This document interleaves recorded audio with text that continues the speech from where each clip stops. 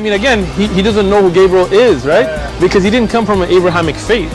The people of Mecca were pagan. Quran is mentioned, if this book was from other than God, they would have found in it many contradictions. If a book is without contradictions, that has no bearing on whether it comes from God or not. I've had phone books that are inerrant, but I certainly don't think God gave them. That we believe without understanding. The brother asked a very important question, that most of the scholars say that listening to music, watching movies, and most of the television programs, they're haram. So how can we have fun? Let me tell you, brother, at the outset, that having fun is permitted in Islam as long as the fun is halal fun.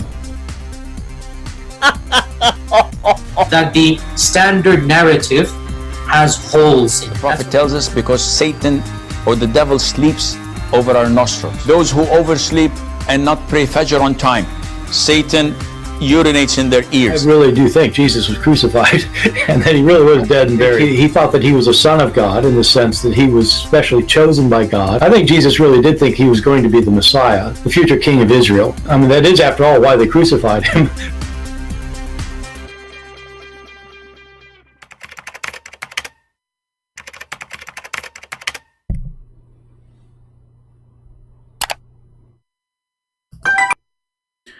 Hello everyone, and peace of Christ to all of you. Today we are going to share with you amazing evidence that Muhammad is a prophet.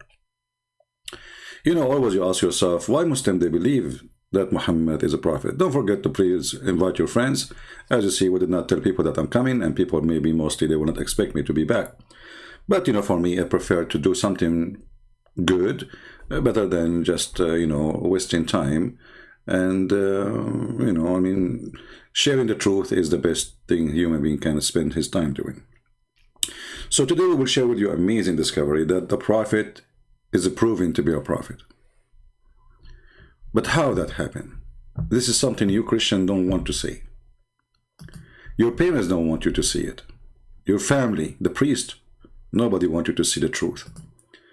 Yes, Muhammad was a prophet, and it says here in the video title in front of me, an evidence proves that Muhammad PBUH, this is like a kind of a chemical thing in Islam, you don't understand, is a real prophet. But how that happened? What is that exactly? Let us hear together, and you will be really surprised how they discovered that he's a prophet. Talk about modern times versus old times. They just discovered just a few years ago an amazing discovery. What is that? And they put it on the radio.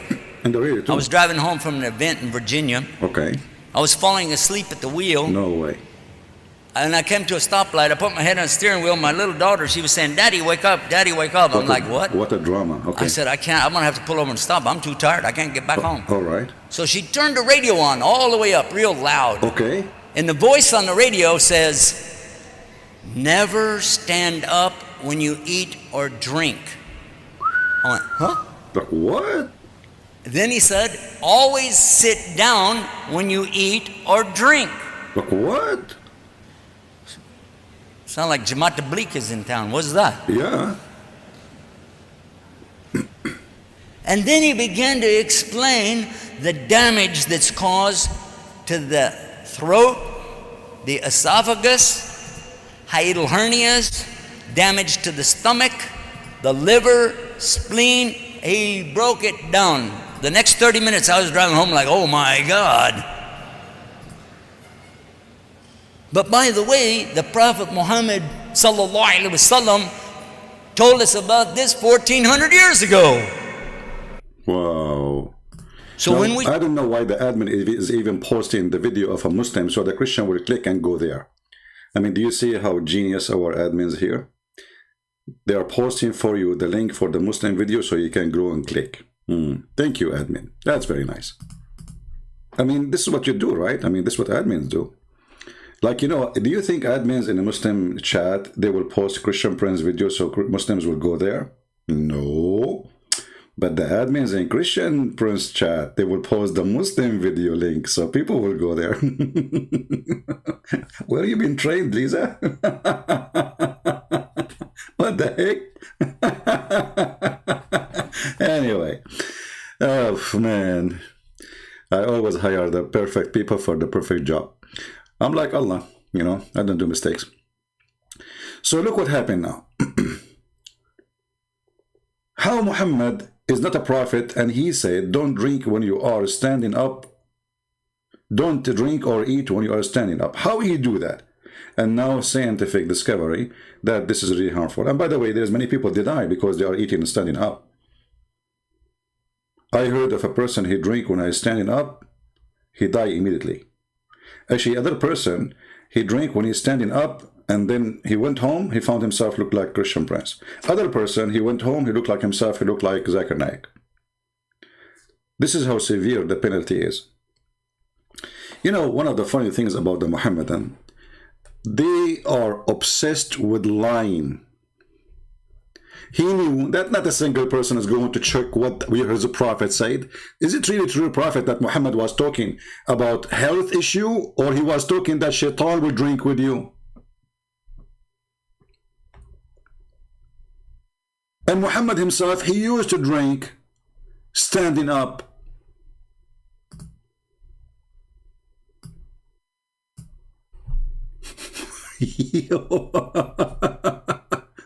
And he used to drink standing up and sitting too. But the Prophet forbid us, brother, from drinking standing up because it's harmful. Do you think Muhammad, he was mistaken when he's standing up? What do you think? Maybe Muhammad was not the same to Muhammad. Because Muhammad, he told them not to drink when you're standing up, and he himself was drinking standing up and drinking sitting down. This is the hadith in Imam Ahmad. I could not find it here in English, but it's here. We can share the link with you. It says the reason why Muhammad, he said what he said. He said, and let us zoom out. From Abu Huraira, the father of the cats, he said that the Prophet said, the Messenger of Allah, he said, he saw a man drinking standing up. So he said to him, and then the guy, he said, what's up? So he said to him, are you happy that a cat is drinking with you? What? He said, no. He said, he is drinking with you, and he is more evil than shaitan. Anybody can explain to me what is that? When the guy drink up, shaitan said, so a cat is drinking with him? What cat is that?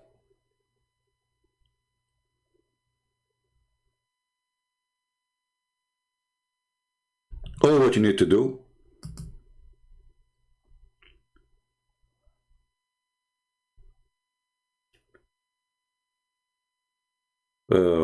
actually here there's a hadith before we go there. It says we used to drink and we used to eat when we are standing up. And this is, let us go and try to find it in English. Maybe we can find it in English.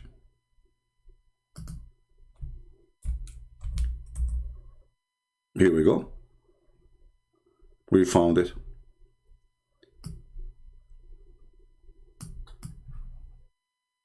Do you see it? At the time of Messenger of Allah, we used to eat while walking and drink while standing up. And this is Sahih. But this is supposedly, and how in the world even this is the proof that he is a prophet? If we go back here to see what is the reason Muhammad is upset when you are drinking standing up. Because the cat will drink with you. Let us see if we can click translate to English. All right. Abu Huraira, where is Abu Huraira? Okay.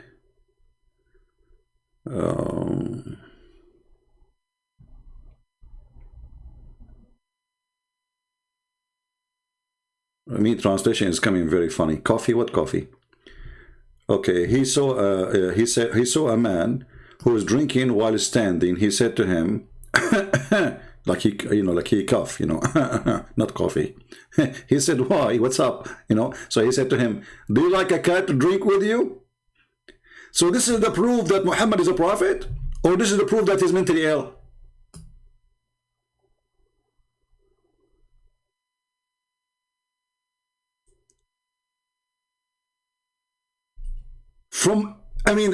You can expect Muslims to come with many things, but their fantasy and their stupidity is beyond the imagination when it's come to Muhammad. If you drink standing up, a cat will drink with you. Hey Muslims, after you watch the video, please don't forget to tell me, what is the cat have to do with drinking meat with me when I'm standing up? But always they do that. And as you see, Muhammad himself, he used to drink standing up, and all his companions, they drink standing up, they eat walking. When walking, by the way, it's mean you are standing up.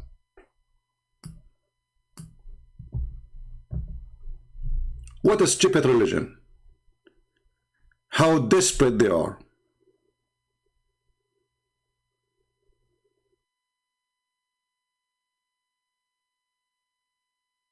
But this is remind me,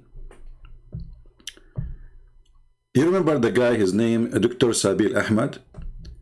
This guy, he come with the amazing discovery.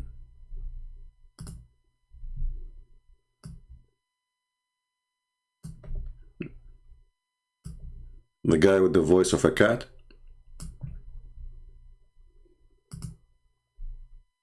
You'll be amazed to find out. I'm amazed already. Are you kidding me? So they think whatever they say, people they take, they accept, and they believe, and that's it. So look at the title: Islamic Hygiene and Modern Science. Is that true? Yes, brother. It's true.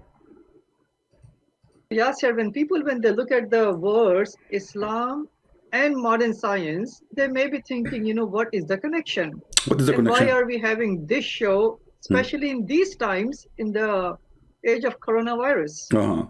Exactly. People, they will be wondering, like, what the connection, brother? But Dr. Sabil is going to explain to you the connection. There's a lot of correction there. Okay, tell us about the connection. But in fact, inshallah, in this half an hour show, you'll be amazed to find out. I'm amazed already. Are you kidding me? That not only there is a connection, but I would say that our modern science is catching up to the Islamic hygiene, catching up to the Islamic etiquettes, Islamic solutions, preventive. Stop.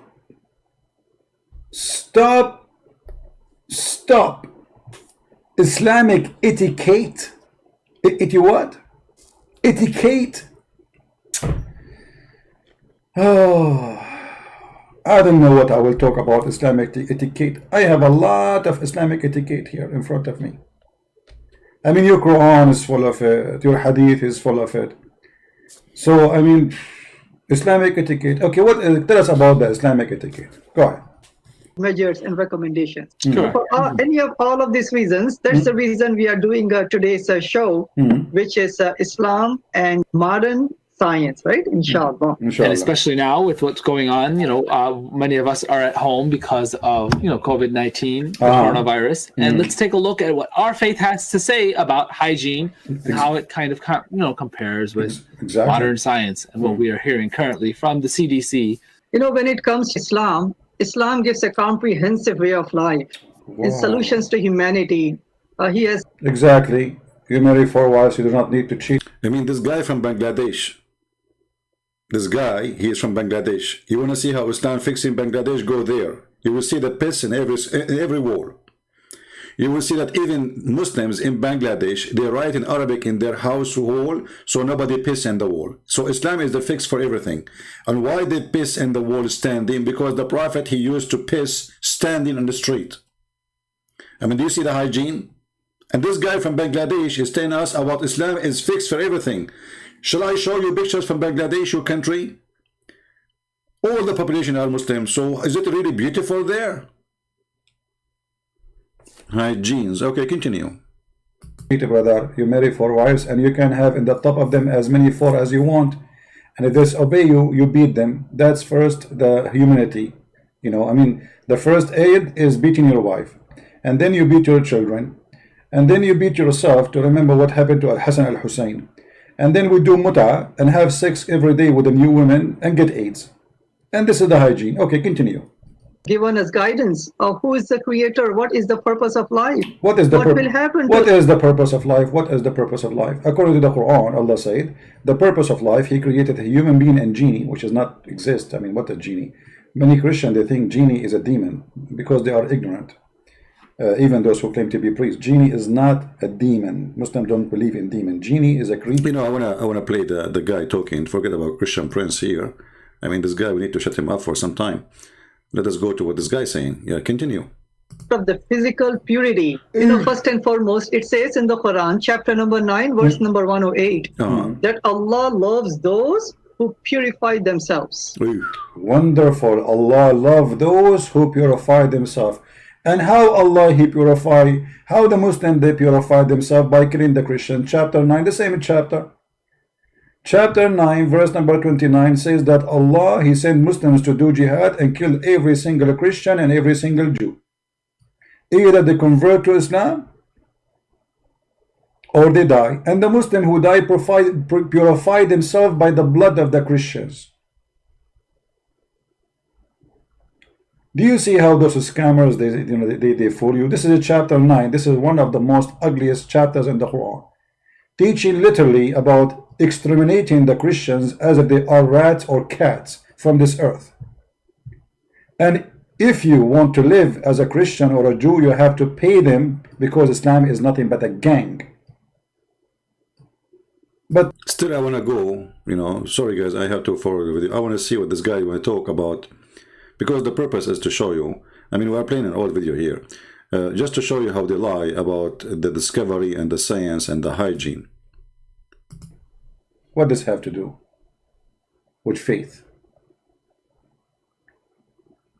There's atheists who they are very clean. What does have to do with faith? And there's people who they are homeless, but they believe in God more than all of us, and they did not take a shower for a year. And actually the Messiah, he said, it's not what go inside your mouth will make you dirty, it's what come out from your mouth. And this is very logical. So your prophet is saying something. You know, actually here, when the Muslims, they say that cleanliness is the half of the faith. So Muhammad, he lost his first half of faith because he was very filthy. And we can prove it. We will prove actually in the video. Nothing to do with the truth. Faith and being clean have nothing to do with each other. However, we will go with this lie. Was Muhammad a clean? Let us see if he was a clean. Yes, I do remember. Yeah, I do remember. me too. Cleanliness is half of the faith, right? So if you are a clean, is half of the faith. So if you are not a clean, that means we strip you from your faith. Fair? Is that correct, guys? He's the one who said that. If you are not a clean, that means half of your faith is gone. That's horrible, because Muhammad not only wasn't a clean, Muhammad was extremely filthy. I will play a little bit, and then we will show our reference, so everybody will laugh at this madness and the lies they say. Wow, cleanliness is half of the faith. So Wow. that's how much adamant Islam is Exactly. about keeping ourselves clean. But cleanliness itself is attached to paradise. By the way, do you know why he did not give you the reference for the hadith? Because this hadith is rejected for them. He just put it there because they like it. You know, this is how hypocrite they are. When they want, they say this is da'if. When they want, they say this is strong. Right? Okay. The key to paradise is a prayer, and the key to prayer is purification. Wonderful. It's a saying of Muhammad, peace be upon him, that the key to paradise is prayer, and the key to prayer is purification. Okay, here we stop. I mean, that's it. So how the Prophet of Allah, he do purification? Okay, we will stop here. Hey Muslims, who is willing to call me in Skype and tell me how clean your Prophet was? Who is willing to call me right now and tell me, as you heard, that half of Islam is to be clean, and the other half is a prayer, And to be able to pray, you have to clean yourself. So now, if we prove that both of them are not exist, that means Muhammad is not even a Muslim. So how Muhammad used to clean himself? Any Muslim is willing to call me? I'm logging into my Skype, and I'm waiting for the Muhammadan, any Muhammadan to text me, and you know, we will go from there.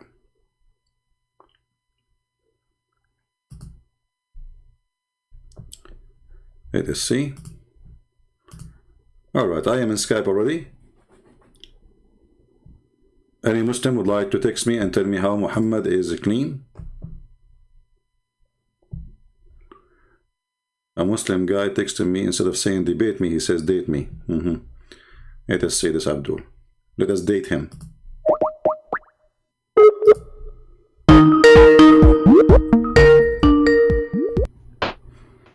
Hello?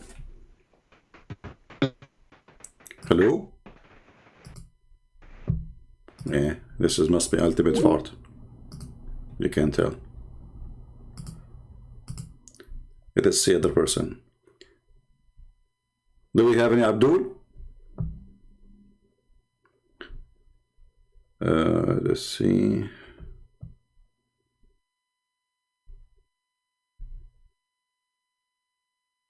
Okay. This person, he want to debate me. Okay.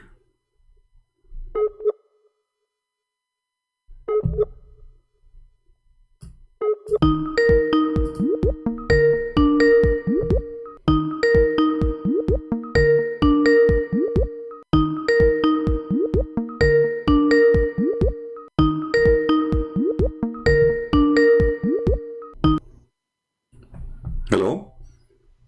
Hello? Yes, you said you will debate me? Yeah, can you remove the camera?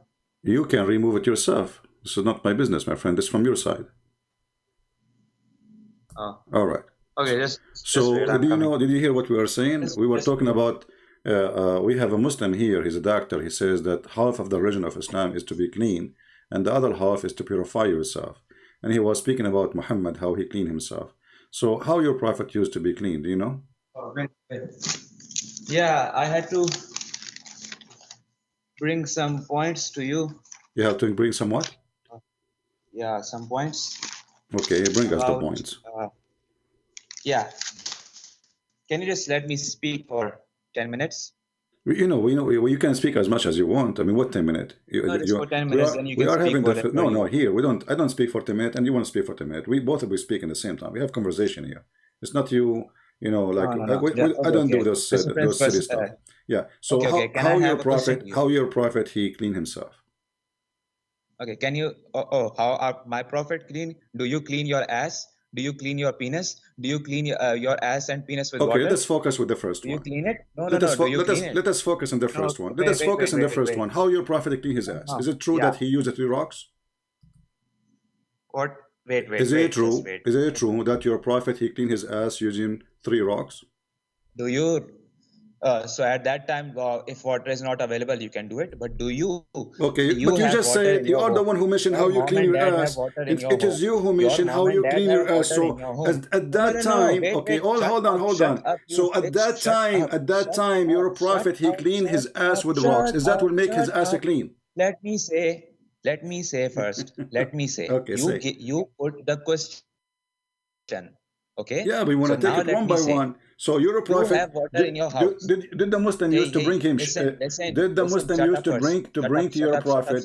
Did the Muslim used to bring to your prophet dry shit to clean his ass with it? Shut up, you bitch. See, Shut up, you bitch. Shut up, you bitch. The bitch is you. Listen first. Because if you are not a son of a bad woman, you will not say that word. Shut up, son of Muta. The Muslim, they used to bring to Muhammad dry shit to clean his ass, bones and rocks. Muhammad, after he do masturbation, he dry his hands on the wall.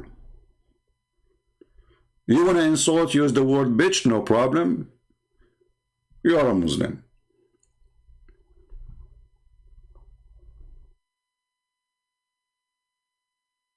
If you are a Muslim, you want to call, don't say filthy language, otherwise I will respond to you. I mean, who care? Here we go, and we block you. We go to hell. But why you lie to us? Do you clean your ass? Let us see how your prophet cleans his ass.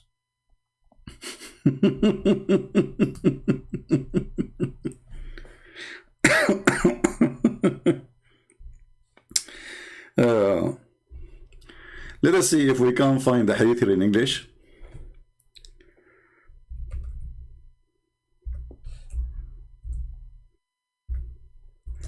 This is how the prophet cleaned his ass. Let us see.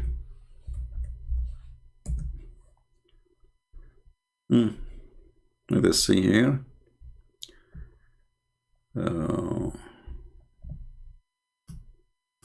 We search for the stones he cleaned his ass with. We get the black stone. No, this is not what we want.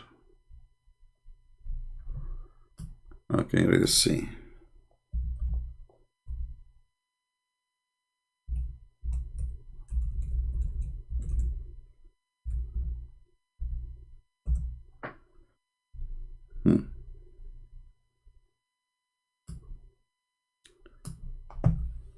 Read carefully. This is how your prophet, he cleaned his ass. And this is Sahih. The messenger of Allah, he went to the toilet and he said, bring me 3 stones. So I brought him 2 stones and 1 piece of dung.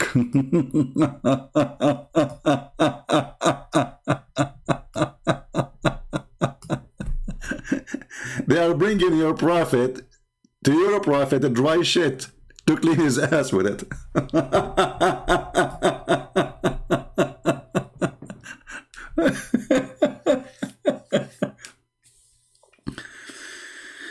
And suddenly at that time, why at that time there's no water? I mean, well, you know, this guy, he lived in a town. We're not talking about a guy, he was walking in the desert. Okay, well, in the desert you do whatever, you know, you are just surviving mood. But this guy is living in town. He's living in a house. There is water, the drink, they eat. What 3 rocks? Was Muhammad doing poo-poo in the street there?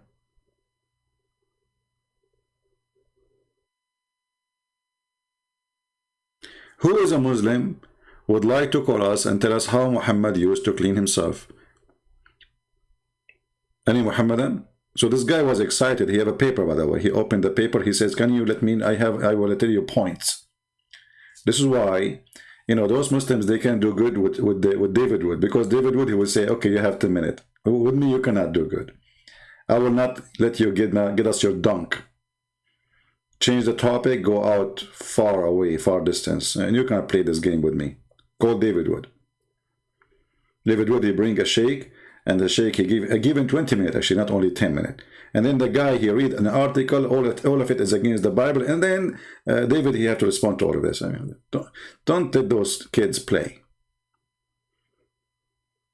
Learn. So who is a Muhammadan would like to call us and wanted us? We heard Sabil Ahmad saying that according to Muhammad, half of the religion is a cleaning, half of faith actually, and the other half is prayer. And in order to pray, you have to purify yourself by cleaning. So if you miss the first part, you miss the second one, so you lost your faith. You are not a Muslim no more. So who is a Muslim is willing to call us? And I warn you, don't use bad language with me. I'm not a shy person to use what language you deserve. Back. I will give you what you deserve. I'm waiting for you to accept my request.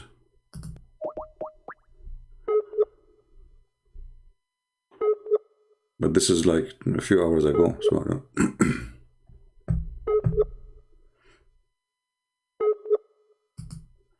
maybe he's not live. Do we have any Muslim with a call us? How Muhammad he used to clean himself? Because as you see, Muslims are desperate to find the proof that he's a prophet. And this is how he proved he's a prophet. The Prophet, he says, don't drink standing, and then we find that he drinks standing. And according to him, if you drink standing, the cat will drink with you. Why the cat? Where is the cat? How the cat can drink with you if you drink starting with you? Obviously, this guy is talking about something else.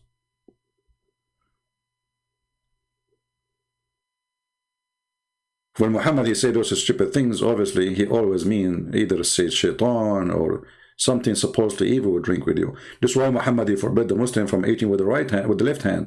Why? Because if you eat with the left hand, shaitan eat with you.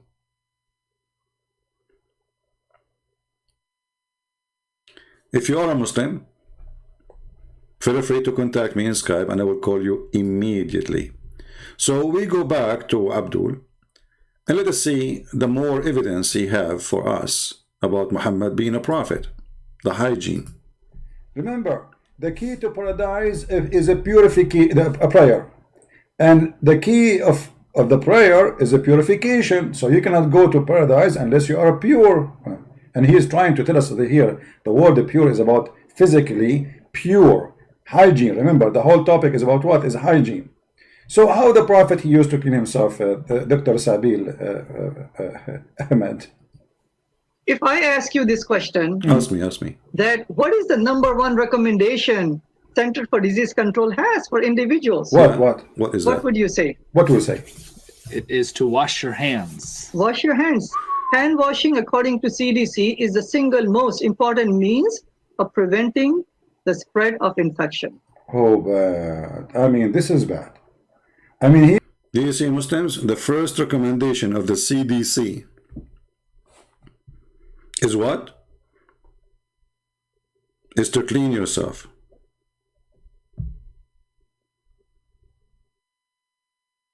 Who is a Muslim would like to tell us what he think about the Muslim speaking, praising how Muhammad clean he was? Who is a Muslim he think really that Muhammad was a clean person, not dirty, not extremely dirty? Any Muhammadan? Too bad the guy who called me, he is very filthy, and obviously he is not really here willing to have a conversation. He is here to insult. Any Muhammadan?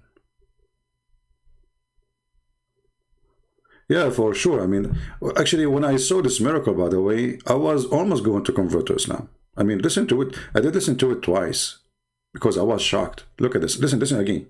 We talk about modern times versus old times. Yeah. They just discovered that a few years ago. An amazing discovery. Amazing. And they put it on the radio. I was driving home from an event in Virginia. You know, hold on. If they put it on the radio, it's absolutely discovery is true. I'm telling you. They put it in the radio. If you hear something in the walkie-talkie, yoki-boki, it is, you know, it's true. It is scientific. Okay. Harun Abdullah is saying, Jesus, he did not wash his hand. Well, so why your stupid Quran call him holy? Chapter 19, verse 19. So if Jesus did not wash his hand, and what does that mean? But let us see how Muhammad washed his hands. Do you want to call me Harun? Jesus did not wash his hands, right? Okay. But doesn't mean he, you know, I mean, when a Muslim, they say Jesus did not wash his hands, this is about an incident, right? So somebody noticed that did not wash their hands. But does that mean they don't wash their hands? Now the question, how your prophet washed his hands? Is it true that your prophet, he washed his hands by drying his hand from his semen in his wall? Is it true that he washed his private part or clean his private part and then he dry his hand on the wall? You know, I can imagine what kind of Mona Lisa he have in his wall. I never heard of a prophet of God, he dry his hand on the wall. Imagine each time you do something, you dry your hands on the wall.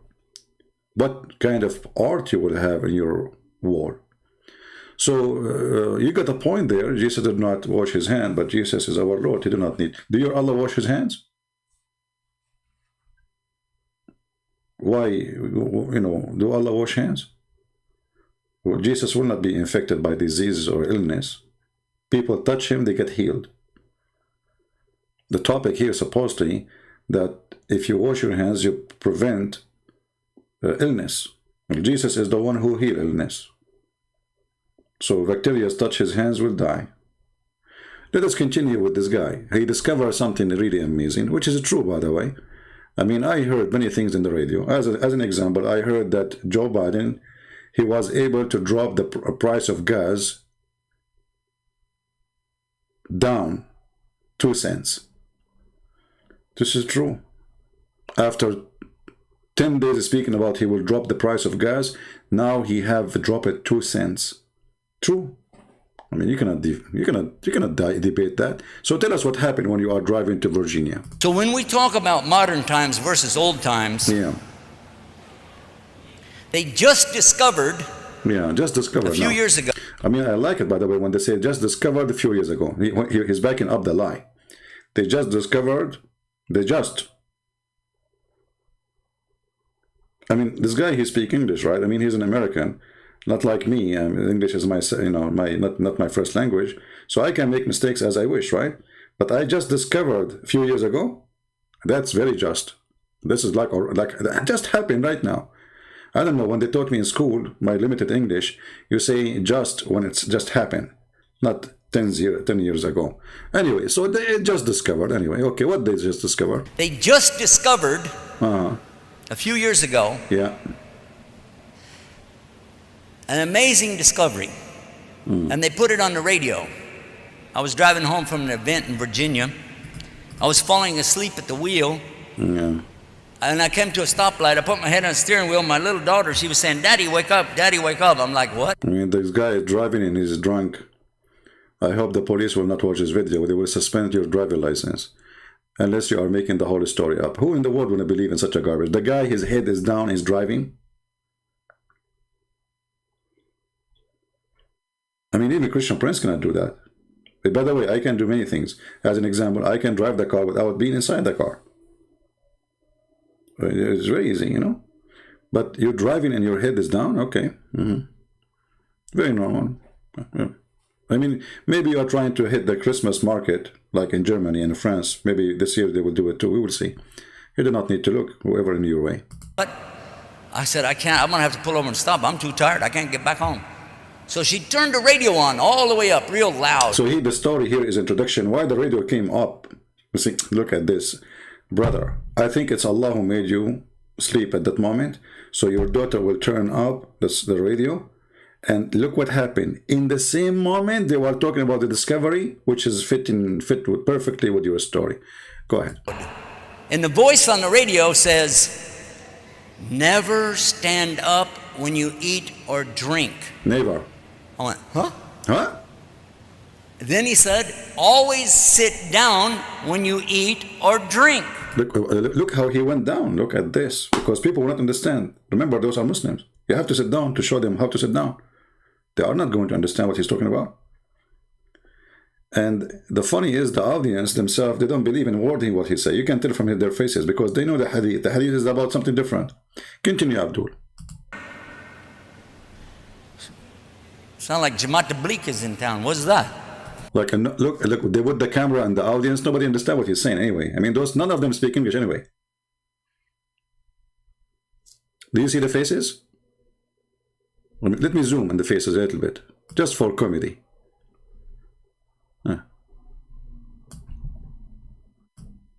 Look how much. Look at this guy. He's digging his nose here.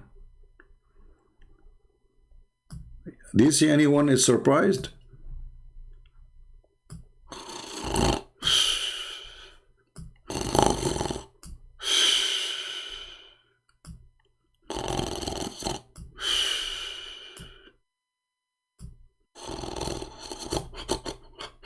What happened? What happened? The radio. Okay, the radio. Okay, we continue. Where we stop? Okay, the radio. Okay, go ahead. And then he began to explain the damage that's caused to the throat, the esophagus, hiatal hernias, Hernias. damage to the stomach, the liver. The guy died right away. I mean, you drink standing, you are dead. Look at the damage will happen. Do you see what happened when you drink standing? You die, that's it. Actually, I watched the 300 movie, the Spartans, and but this is a different version, which nobody knows, only me, you know. The 300 did not really fight the Persian. They, you know, they like when they arrived to the corner lot, the Spartan, they put for them a lot of like 7-Up, you know, 7-Up. But the Spartan never thought about it, by the way. They were thinking if we make them drink 7-Up, they will drink it and then they have to walk 7 steps and jump and then we shoot them. But what happened, they drink standing up because they have no time, they have to attack and they die right away. All the army of the Persian. Don't never drink standing up, that's it. Okay, what happened? Liver, spleen, he broke it down. The next 30 minutes I was driving home like, oh my God. Look at the face, look at this guy, look. Oh my Allah. I bet you none of those speak English. Continue. But by the way, the Prophet Muhammad ﷺ told us about this 1400 years ago. Yeah, go. But he told you if you drink standing, the cat will drink with you. That's what he said. And this is the reference here in front of you. Do you like a cat to drink with you? Like, what the heck? And then he said, has it drunk someone worse than Satan with you? So obviously Muhammad, he is naming the cat as someone is more worse than Shaitan or Satan. So he's an evil Satan. The same when Muhammad, he says, don't eat with your right hand, with your left hand, because Shaitan, he eat with you. Actually, in the same video of this kid, Sabir Ahmed, like the potato, who cried because Christian Prince, I did not call him. If we go here, let us see.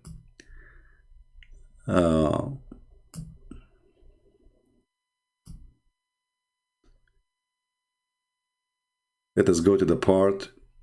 Yeah, here's talking.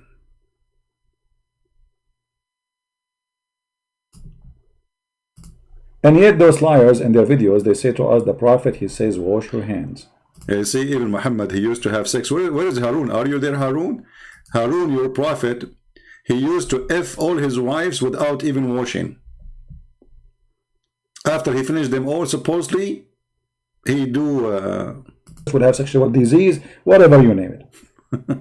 Single bath. And yet those liars in their videos, they say to us, the Prophet, he says, wash your hands. But as you see, he don't wash his hands. What else?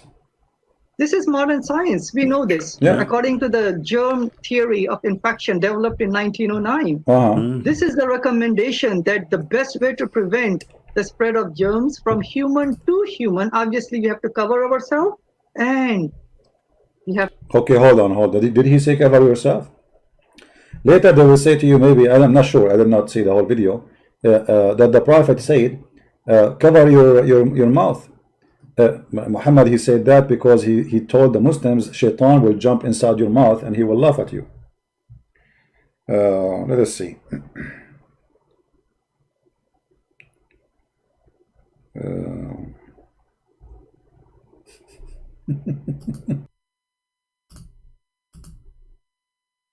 Any Muslim? So why you Muslims, you make up stories? Your prophet, he told you to cover your mouth because of health or because Shaitan would jump inside your mouth?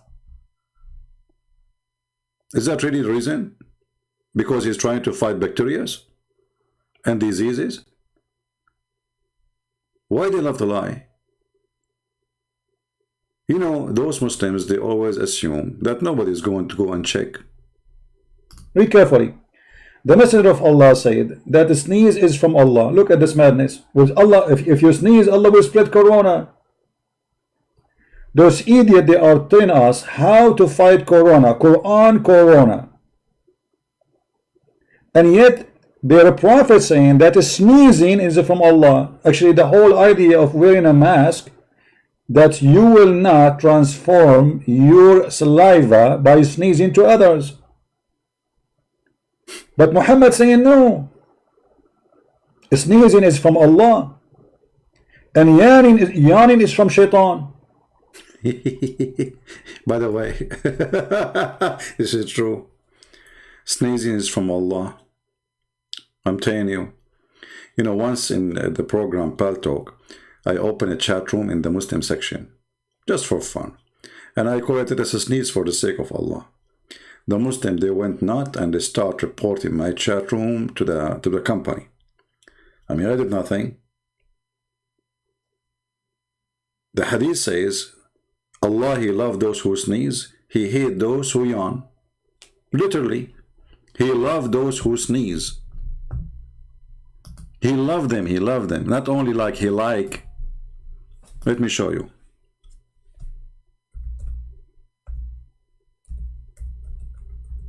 Weird God. I mean, have you ever heard of a God He likes sneezing people? Why you like them?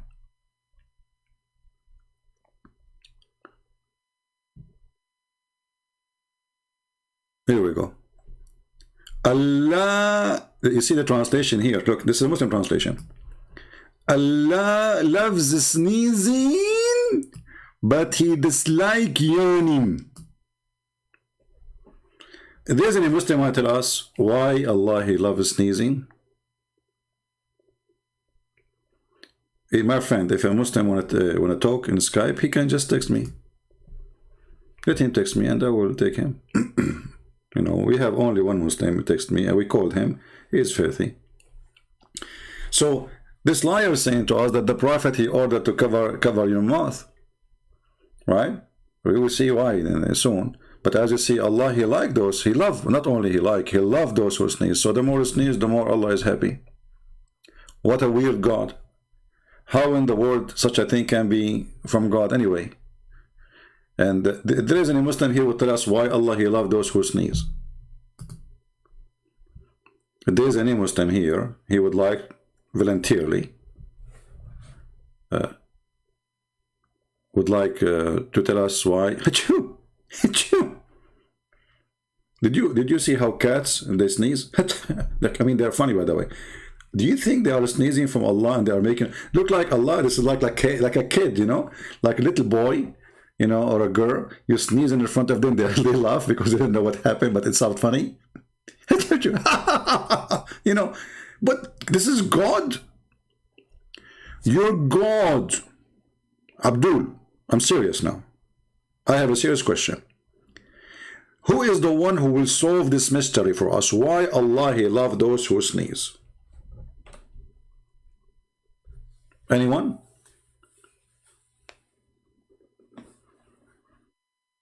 I'm waiting for the Muslims to solve this problem.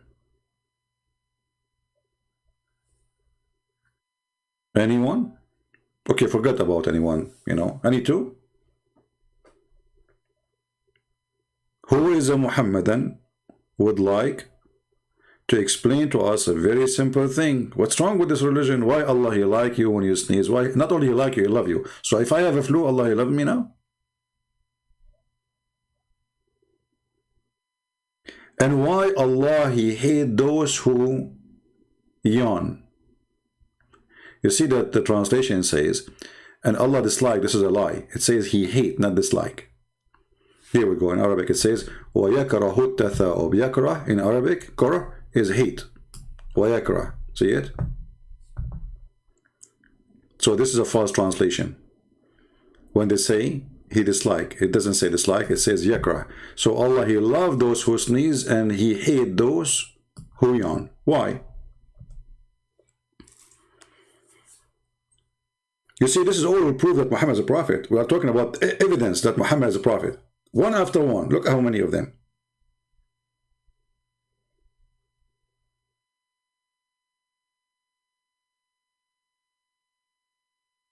Anyone?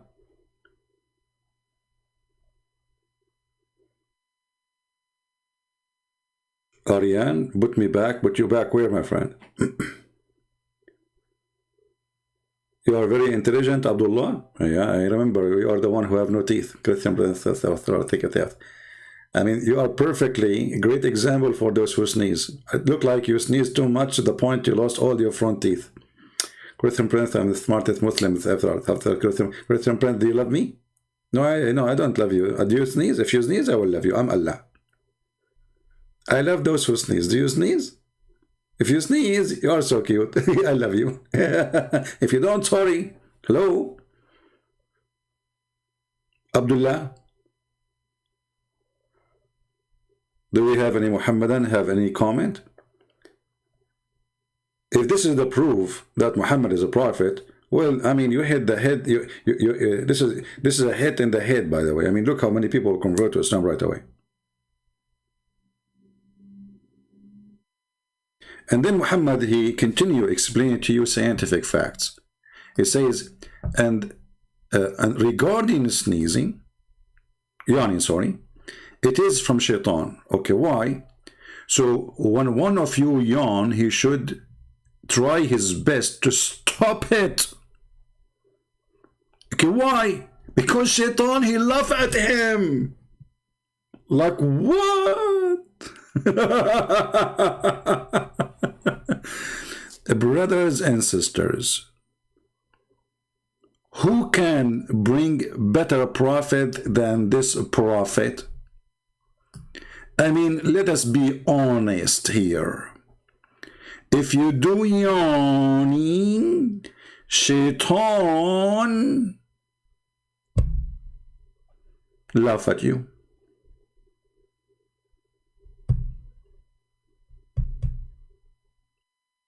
There's a Christian in Saudi. I don't want to remember this story. There's an admin used to be in my chat room. His name is Saudi Christians. I don't know how many of you remember him. The bad thing, he became a Christian. I made him an admin in my chat room.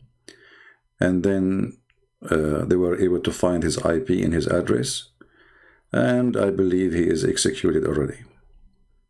After they arrested him, they brought him in the internet.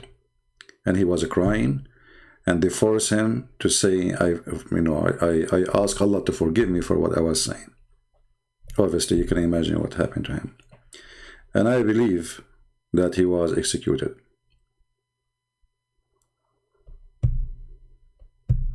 So when you say there is a Christian in Saudi Arabia, for sure there is.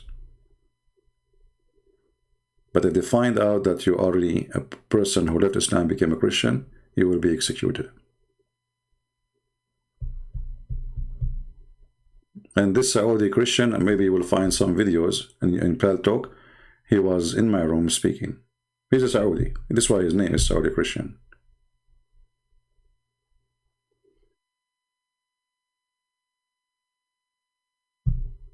Yeah, this is why many of you do not understand that what we do here is very extremely dangerous, especially for Arab people.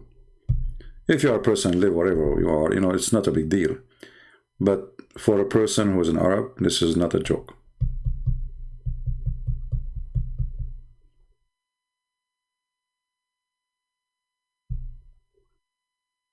We go back to our topic, and may the Lord bless him for, for us at the end of the day. They arrested him. We do not know what did it to him, but for sure it must be horrible. But, he will not be better than all the martyrs who gave their life for the truth. It's better to live as a coward or to die as a hero. I believe death is better.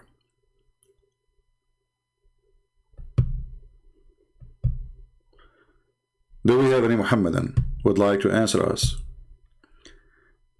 So when they lie to us and they say there's a proof that Muhammad is a prophet, all the proofs in front of us prove that Muhammad is a foolish man.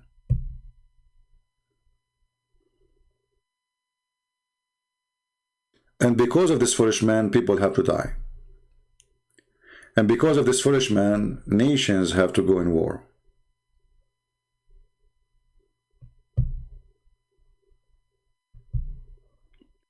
Do we have any Muhammadan?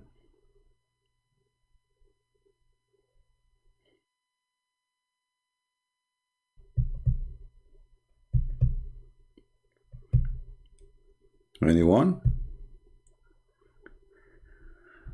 You know, I'm so grateful that I was able to make not only hundreds, if I say tens of thousands of Muslims leave Islam, I'm not exaggerating. My books is translated to many, many languages. I mean, I could not even believe it how many there are now. And they are published in all countries around the world, and we are giving them for free. And the last two books we have translated is the Chinese and the Russian. So, you know, the impact is great. And as you see, nobody dared to debate me. All of them, they make excuse. The only one who call is those kids who just to insult, because they can say whatever they want, you know. A person, he is a scholar, he knew that he will lose his career if he ever debate me. It's a career adventure.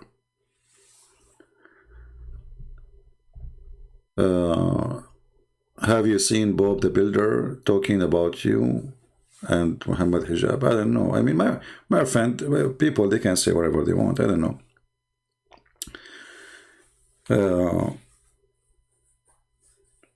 Like, you know, this guy, Mimi Hijab, he can say whatever he wants because he's a kid. You know, they ask him, do Allah have hands? He say, who said so?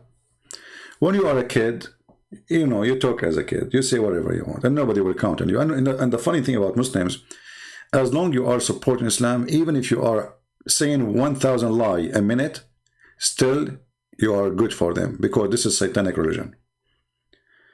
You see, if a Christian saying something not true about Christianity in a debate, in order to win the debate, right, Christians will be very upset from this person. Muslims, they will not. Have you ever seen one Muslim making a video against Mimi Hijab because he said, who said so? If you go right now to YouTube and search Allah have hands, you will find even the guy, his name is Fifi himself, he have a video debating with a Muslim, proving to him that Allah have hands. Why this guy did not make a video for Mimi Hijab saying to him, shame on you, what are you talking about? Because they cover up to each other.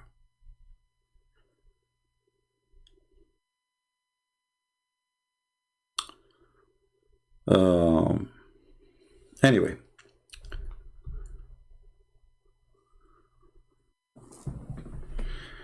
yeah. Do we have any Muslim would like to call us? Is this topic really, I mean, embarrassment, Muslims? But there is something wrong? Why Muslims are not proud about their Prophet?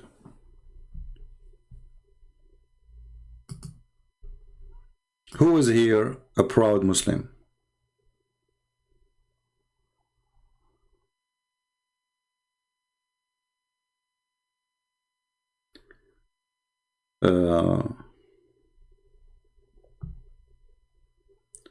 Somebody saying he's a Muslim, he's sending me a text in Skype, he's saying, hey Christian Prince, how can you say that the Quran was stolen while Christians stole the Old Testament? Where does Isaiah 53 say Jesus is the Messiah, Son of God? First of all, my friend, we as a Christians, we accept the Old Testament as a book, and this book is independent by itself. That's why we call it Old Testament. So how we store it, you idiot? Secondly, if you say that there's a prophecy and you think it's not there about Jesus, let us say the whole book of Isaiah does not exist. Still, that will not change anything. You are just desperate.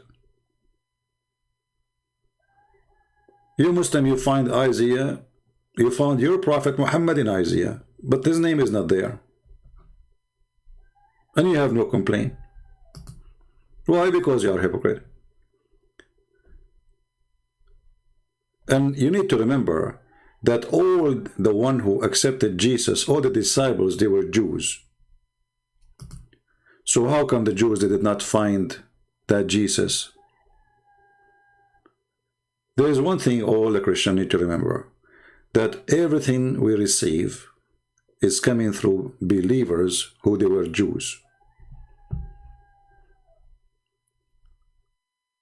Did you see where the Jews says to Jesus, you are not there? Did you see a Jew saying to Jesus, prove to us that you are the Messiah? Or question even?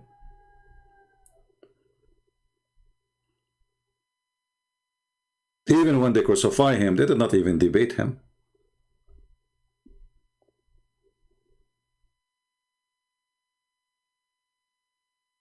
But if you go to Isaiah, this is how you foolish you are.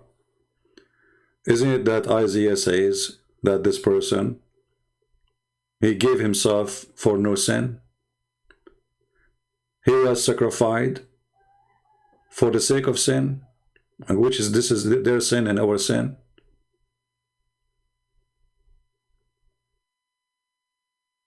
In his mouth there is no lies. Isn't it Jesus says, who of you can prove me to be a sinner? But however, if this verse is about Jesus or not, Jesus by himself is a miracle. Do even Jesus need Isaiah to prove who is he? In your stupid Quran, Jesus here resurrect people from death.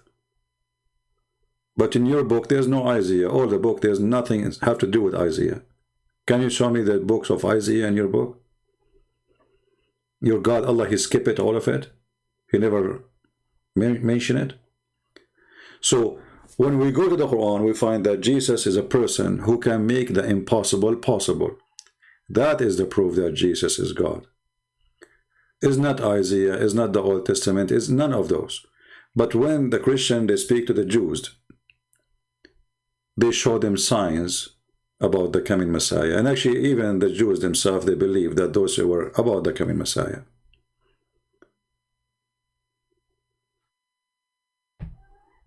Do we have any Abdul?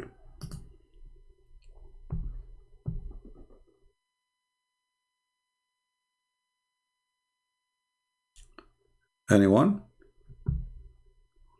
If you are a person who followed the Abdulism religion and you think you can convince us, please feel free. Call us at www.00, you know, whatever, you know, Skype.com.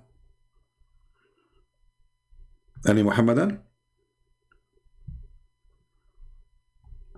There's an article in front of me.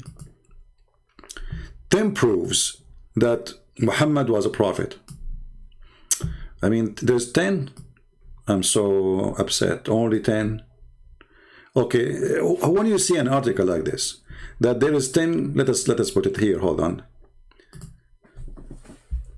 In this browser, I can zoom better.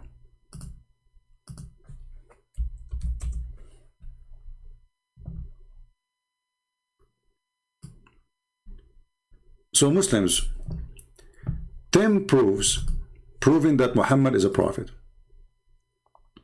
What will come to your mind as a Muslim? First proof, what is that? Who is a Muslim can help me? What is the first proof can come to your mind that Muhammad will be a prophet? You believe it or not, read with me carefully. Muhammad could not read and write. Like, this is the proof. The proof that Muhammad is a prophet, that he's an idiot.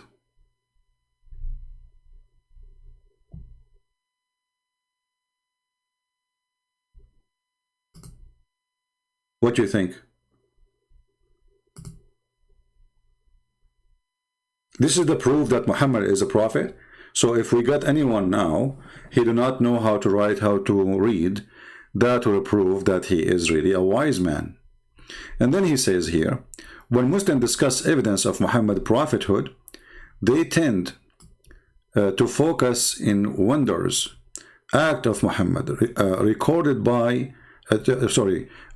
to have performed. Through this article, we will go, as again, this is it, the miraculous attribute to Muhammad. Miraculous, like what? Let us take a look at what could be considered. All right, let us see. Like what? Oh, you want to date a Muslimah? A Muslim girl appears in front of me on the screen. At the age of 40, he still was unable to read and write. He remained illiterate for his entire life.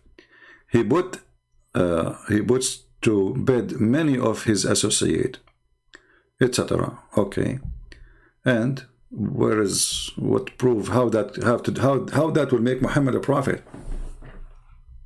Any Muslim can help us? when no piece of literature matching the content of the Quran. You see here you see the stupidity. If I do not know how to write, how to read, can't I speak even my language? I mean, how stupid is that? So you are saying to me, if a person, he grew up in England and he never went to school, he will not be able to speak English. Same time, when you say there's no piece of literature matching the content of the Quran, I have to agree, it's the most stupid literature. And this is my challenge. Who is a Muslim can call me right now and show me one chapter in the Quran is not stupid?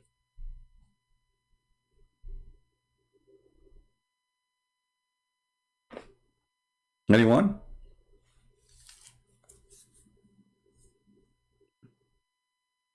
Literature, Shakespeare. If you know, if this is the condition, then Shakespeare is. I mean, there's a million writers. They are amazing in languages, but the Quran is the most stupid, full of mistakes.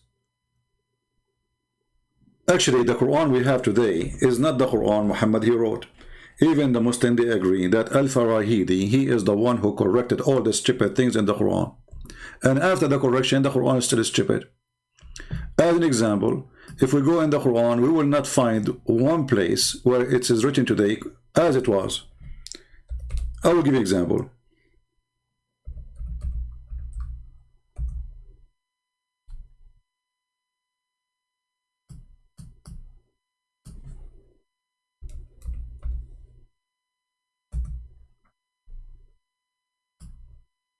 Chapter 2, verse number 29. Here it says Samawat. In the original Quran, there is no Samawat. But why? How it became Samawat? Because the one who read the Quran, Al-Farahidi, he said to himself, what in the heck is that? Sab'u Samud? The original word here in front of us is Samud. There is no Samawat. This is the correction of Al-Farahidi, and you can check. He is the one who changed. This is an example of hundreds of errors in the Quran. All those are a correction. How we write the word Samawat? Let us take this one. There is no Samawat in the Quran. Let us zoom in here.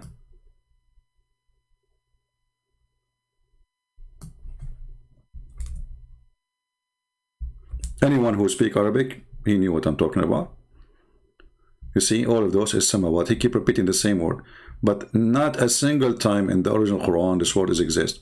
What exists in the Quran is Samud. Let us write it on the screen in Arabic. If I ask any Muslim right now here what the word Samud mean, he have to scratch his ass a billion times and he will not get me the answer.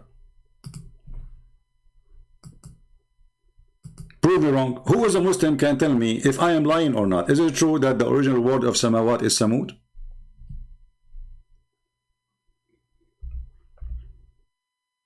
Any Muslim? How the word Samud became Samawat? Hey, Mr. Jihad, how are you?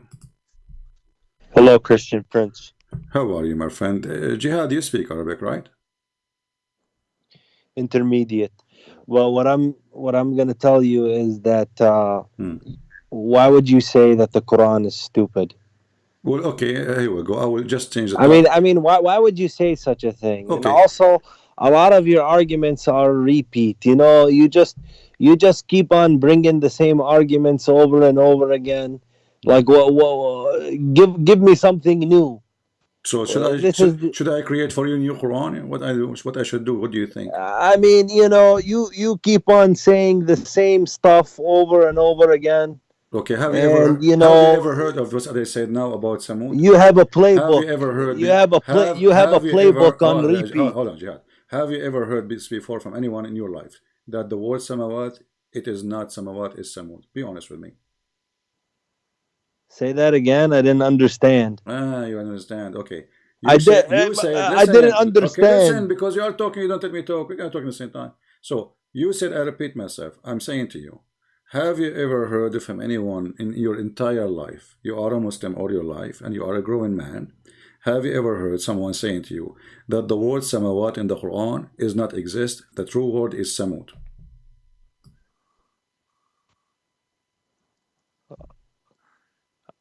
I never heard that. Okay, but you just told me. I mean, you are the guy who each time call me, he says, I never heard this before. And now you are telling me I can repeat the same thing. What's wrong with you?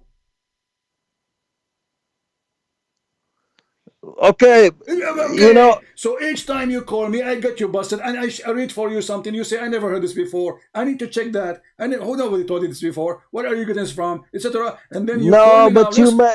Look how funny. Look how many times did you mention breastfeeding? Look how silly you are. In every how single, many times did you mention Buddha? Every single time you call me, you say to me, I never heard this before. And you're funny, you now saying to me, and it happened, you call me in the perfect time, and you are saying to me, I never heard this before. But you just say it. Why you repeat the same thing? I'm saying most of the time you do. We are teaching. And you know that's true. Should we delete the number one from and another thing that you know is that 300 years after Jesus, there was a Council of Nicaea that changed everything in the Bible. You know the Bible was changed. Okay, I will go with you. You know it. Okay, you said to me. You know it. You said to me, I'm saying that the Quran is stupid, correct? You called it stupid. Okay. And what you just said to me, that the Council of Nicaea is the one changed everything, correct? They changed the Bible. You know this. So how you stupid Quran? How you stupid Quran? 600 years after Jesus says, "I confirm what is with them." 600 years after. A person like you will go to the lowest bit of help. Don't play. If they change, as a hypocrite yourself, you will go to the lowest pit of hellfire because you studied Islam. You said to me, prove to me that the Quran is a stupid. Here we go. This is a stupid verse because you just told me that the Christian they changed all of. You know that the Quran has never been changed. Okay, no problem. Here we go. I will go with you, guys. The Quran never been changed. Hold on. It's never been changed. You see how stupid what you just said. It's only interpretation and tafsir that has been changed over time.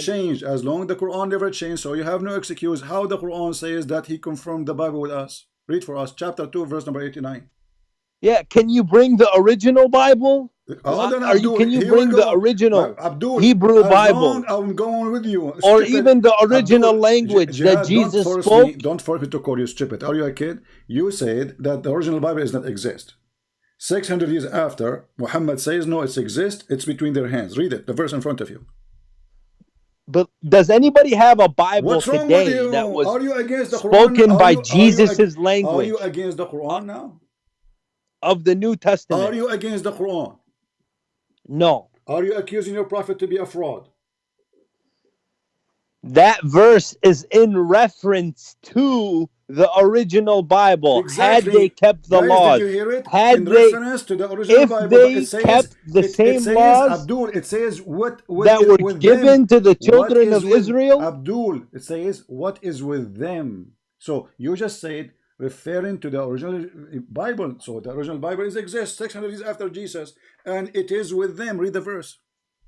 What was with them between not their what hands? Not what was, what is with them. Read it carefully.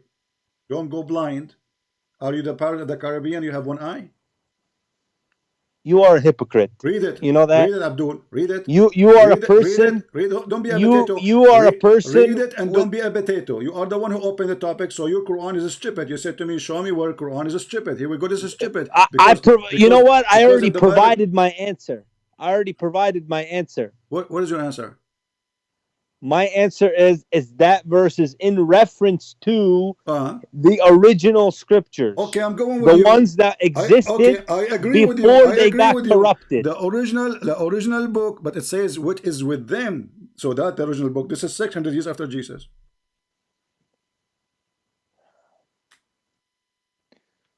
The ones that used to exist before. Let me use. Here we go. It says what is with them. Do you even know that Jesus had a brother? Don't force me to hang up on Jesus you. had a brother. Speak like a man. Speak like a Jesus man. had a wife. Okay. This is in history. Okay, It's proven. Okay, hold on. It's proven. Hold on. We will go one by one. But now you are jumping like a monkey because you got your busted. No. It says here. No. Because you lie. You are a liar. Okay, you just said that Jesus have a brother. Why the Quran never mentioned that? The Quran doesn't have to mention it. Okay, hold on. You said that Jesus have a wife. Why the Quran never mentioned that? Why does it have to? Okay, the Quran says that Allah took Jesus to heaven. Did he take him with his wife or left his wife alone? You are a certified jihad. You are a certified stupid. We were not given any details. Let us go back. There are certain things. There are certain things we can. Just go sleep. Jesus have a wife. Where it says that? Which book? History? Which history? You stupid Muhammadans, desperate. And he said, show me where the Quran is stupid. The verse in front of you, the same verse we are talking about how the word written. This is a verse, a stupid word.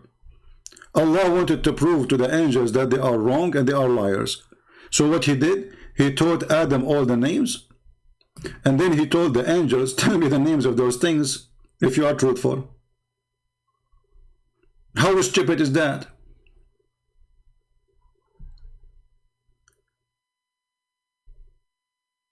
How stupid is that? Because if I prove to them that I know what they know not, they should be the opposite. If I prove to them that I know the unseen, I should say to the angel, okay, go and name those things, give them names of your own. Don't tell me, don't share with me. Come back and ask me the names, and I will tell you. What happened, Allah, he named the cat Susu, the dog Fufu, and the elephant Mimi. And then he said to them, what is the names of those things? The angels, they tremble like, what the heck? How we know the names? And this is how Allah, he knew, like he proved to them that he is God. So now if I call my dog Fufu, and I ask you, what is the name of my dog? And you are in trouble now. You said to me, Christian Prince, you must be God, because you are the only one who knows the name of your dog. How amazing this genius, the book of literature, the Muslims speaking about how amazing it is. Who can write something like this? Let us be honest here. Nobody.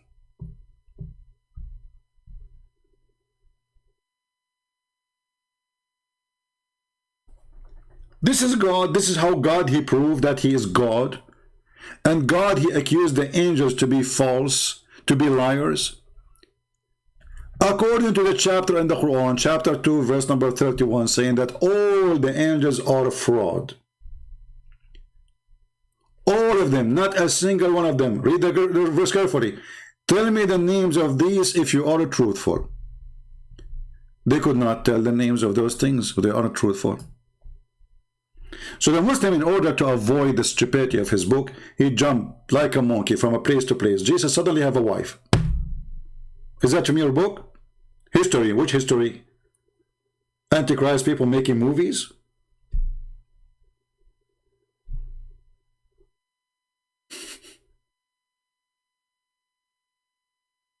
Stupidity is amazing. What makes Jesus God is not somebody saying he is God, is what Jesus did. In your stupid Quran, Jesus can resurrect people from death. In your stupid Quran, Jesus is a creator. He created from the mud a bird. This is your stupid Quran. Otherwise, anyone can claim to be God. I can claim to be God. You can claim to be God. Your prophet, he claimed to be prophet. When they ask him, what is proof that you are a prophet? How come you don't have miracles? What was the excuse? Allah, he make miracle when he like. Wait and I will wait with you. Wait and I will wait with you.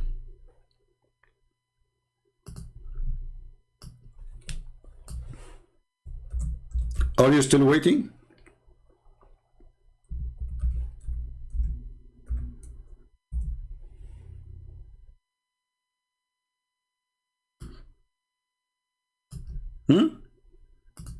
Muhammad, and are you still waiting for the miracles of Muhammad?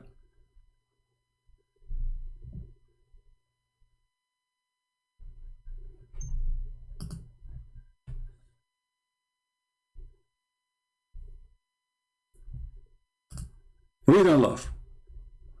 They say, why not a sign sent down to him from his Lord? What is the answer? The unseen is from Allah. What the heck? What does this have to do? They are saying, how come he have no miracle? And then he said to them, Allah said to them, wait and I will wait with you.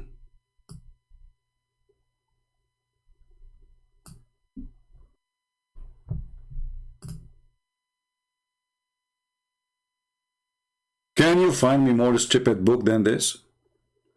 So the answer of the stupidity of the Quran is to say Jesus have a wife. This is how stupid this religion is. The stupidity is amazing. The guy, each time he called me, he says to me, I never heard this before, and now he is saying to me, you repeat the same thing.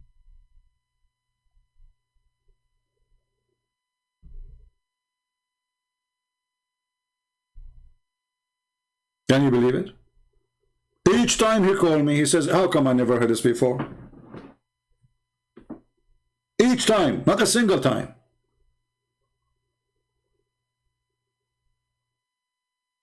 And let us say, for the sake of argument, I'm repeating the same thing, but still you cannot answer me because nobody's answering. Here we go. Where's the answer?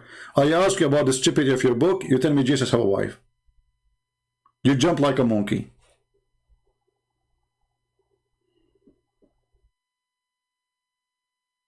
What is the verse confirm the Bible? All of them. There's tons of them. I just showed you one. But one is more than enough.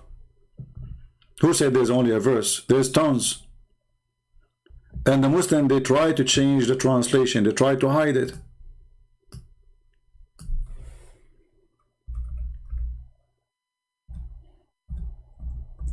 But this is an example. This is a verse is given in the time of Muhammad.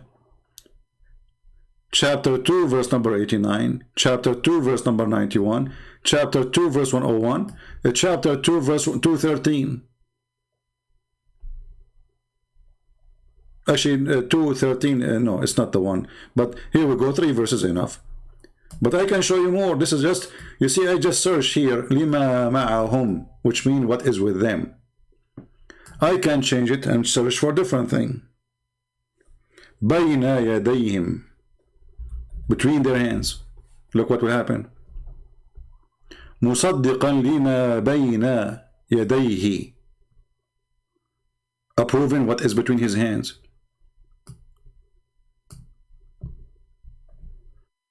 Chapter 3 verse 3, مصدقا لما بين يديه, confirming what and confirming and agreeing with what between his hands.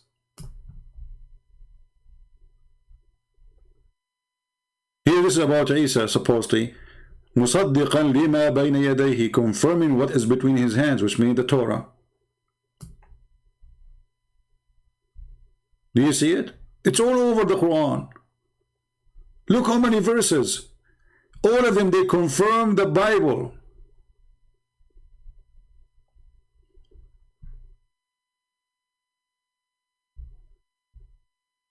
And then every single stupid in YouTube, he says to you the Bible is corrupted. What is the proof that the Bible is corrupt? They say to you this verse.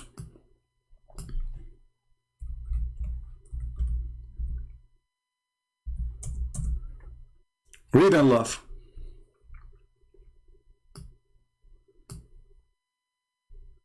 This is about the Jews. And what it says is not about really corruption. It says displace the word from their point. They displace the words. How? Read the story behind it. You will see a Jew, he put his finger over a word in the Torah. He put his finger. They did not change the book. They did not replace the book. They did not even change the location of the word. He placed his hand over the word. And then we find that Muhammad, the stupid Muhammad himself, he said to them, bring me the Torah, and he took an oath with it. So if the Jews, they corrupt the Torah, so how the guy, he take an oath of it? Do you see it? He went to the Jews, and the story here supposedly, a Jewish man, he put his finger in the top of the sentence where it says stoned into death.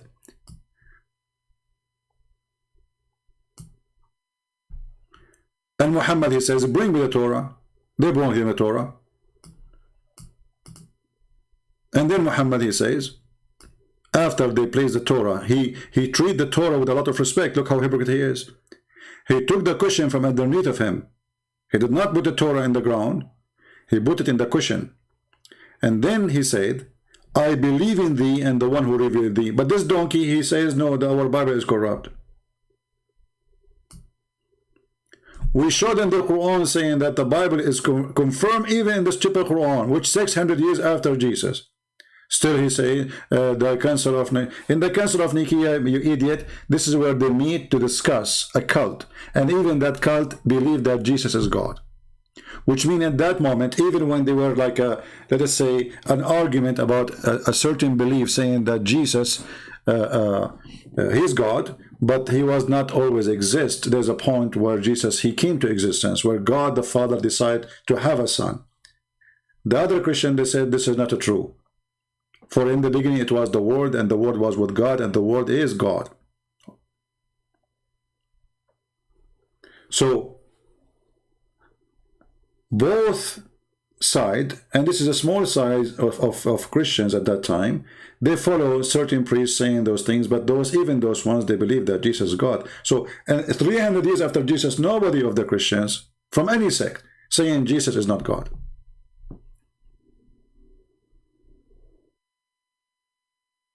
And about saying that Jesus have a wife, prove it to us. Not in your book, not in our book. Anything else doesn't count. Same time, your God, Allah, have a wife. Isn't it Allah, he said in the Quran, if Allah, he wanted to take a girlfriend, he will take it from ourselves?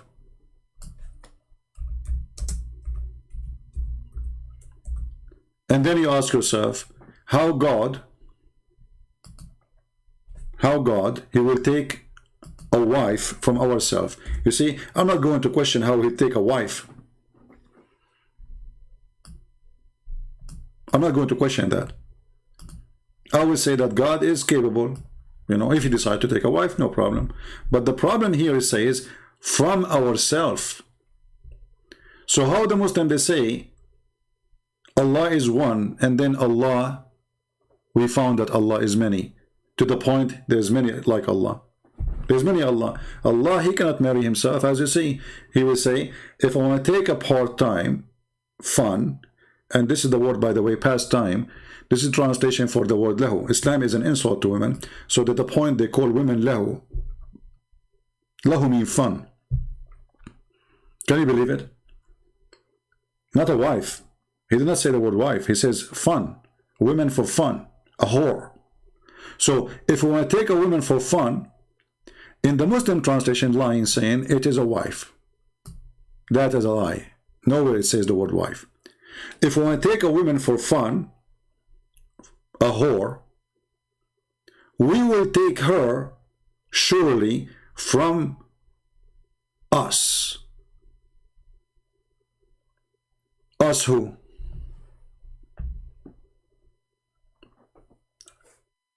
And remember, we just showed you an article saying that the Quran literature is amazing. Not only the Arabic is stupid, not only they needed many to correct the Quran, including even Persian. Persian people, they corrected the Quran, the grammar of the Quran. This is the most stupid literature. How Allah suddenly is us. If you see the Muslim always they say when Allah he say we, he meant majestic. But this is stupid. Why Allah he want to make himself majestic by using the language? That is stupid. If he is one, he is one. That will not put him down if he is saying I. What kind of logic? Allah keeps saying we. And the Muslim, they make it more stupid. They say Allah, he say we because he is, it's more suitable to Allah to call himself we, like a king. But this is stupid to compare a God to a little king. little king who need to add we to make himself powerful. But even the king, by the way, he used the word we because he speaks in the authority of his family, the noble family who they are ruling, and at the same time in the name of the nobles. This is how he got the authority. So when he say we the king, which means me the king and the rest who made me the king, we say this. Allah is one, so why he say we? Here is different story. Actually, in the same sentence you will see, if we were going, do you see, just right away it says, if we who? Do you see it? So he will take a wife from us if we. We could, do you see the word we? Look how many times the word we appear. We could surely have taken it from us. So the Muslim, they can solve the first we. What they will do with us?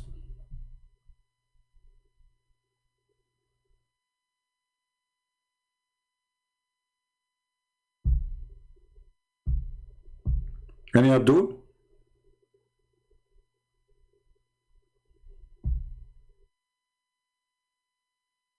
And if the word we is more suitable to Allah, Allah, he feel better with it, that means Allah is not confident. He think that if I say I, he is not really describing himself well. So we need to give a fake we, because this is fake, unless he is truly many. So how a fake we can make a true God? If the God of the Bible says us, well, the Christian, they believe in the Father, the Son, the Holy Spirit, one God. The person, you see in English they say the word person, but in the correct word, like in Arabic we say uqnoom. I'm not sure what the equal word for it in English. I believe that the word person is not really a good description, but you know, as you know, English is not my first language. Any Muslim can help us?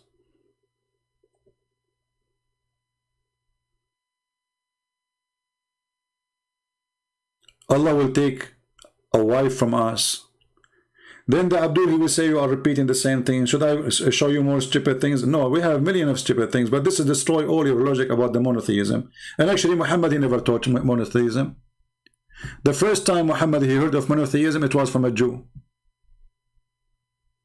A Jewish man, he came to Muhammad, he get him busted, he spanked him like a puppy. Did Muhammad say to him, you are wrong? No, he said, do what he said.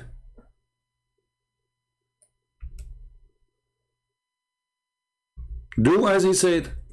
From now on, do as he say. Read and love. This is a Jewish rabbi, came to Muhammad and he say, what's wrong with you Muslims? You are a mushrikeen. Read carefully. You are setting up a rival to Allah, between two brackets, he did not say Allah, and associating other with him. With who? God. You say whatever Allah wills and you will, and you say by the Kaaba. Muhammad, he swear by the Kaaba. So the Prophet, look what happened. Did the Prophet debate him? Did the Prophet says, oh, I am a prophet, I know better than you? No, he agreed. He did not even say a word to the Jew. He was sitting like a chicken. So the Prophet commanded them, if they wanted to swear an oath, to say by the Lord of the Kaaba, and to say whatever Allah wills and what you will. Do you see it? What this story confirms, that if this Jew did not pass by and school and spank Muhammad and leave 5 fingers in his ass, Muhammad until now is saying the same thing. Do you see it?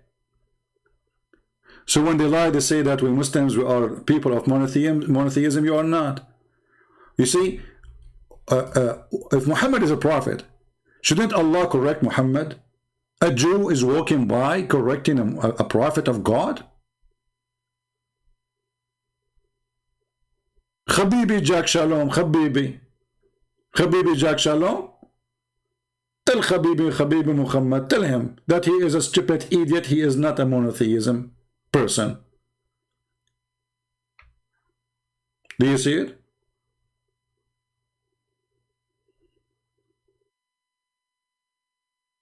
This is one of the biggest lie when they say that Islam is a monotheism. Muslims actually don't even worship Allah. They worship a man. His name is Muhammad. Just yesterday we have a caller. His name is Abdullah. He is here in the chat. He says Allah, he created the whole world for the sake of Muhammad.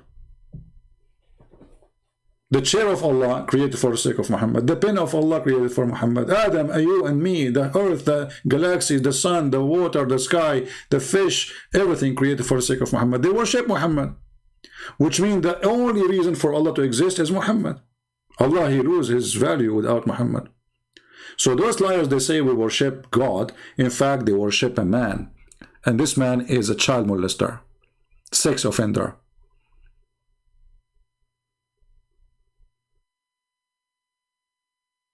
Who is of you here is first time?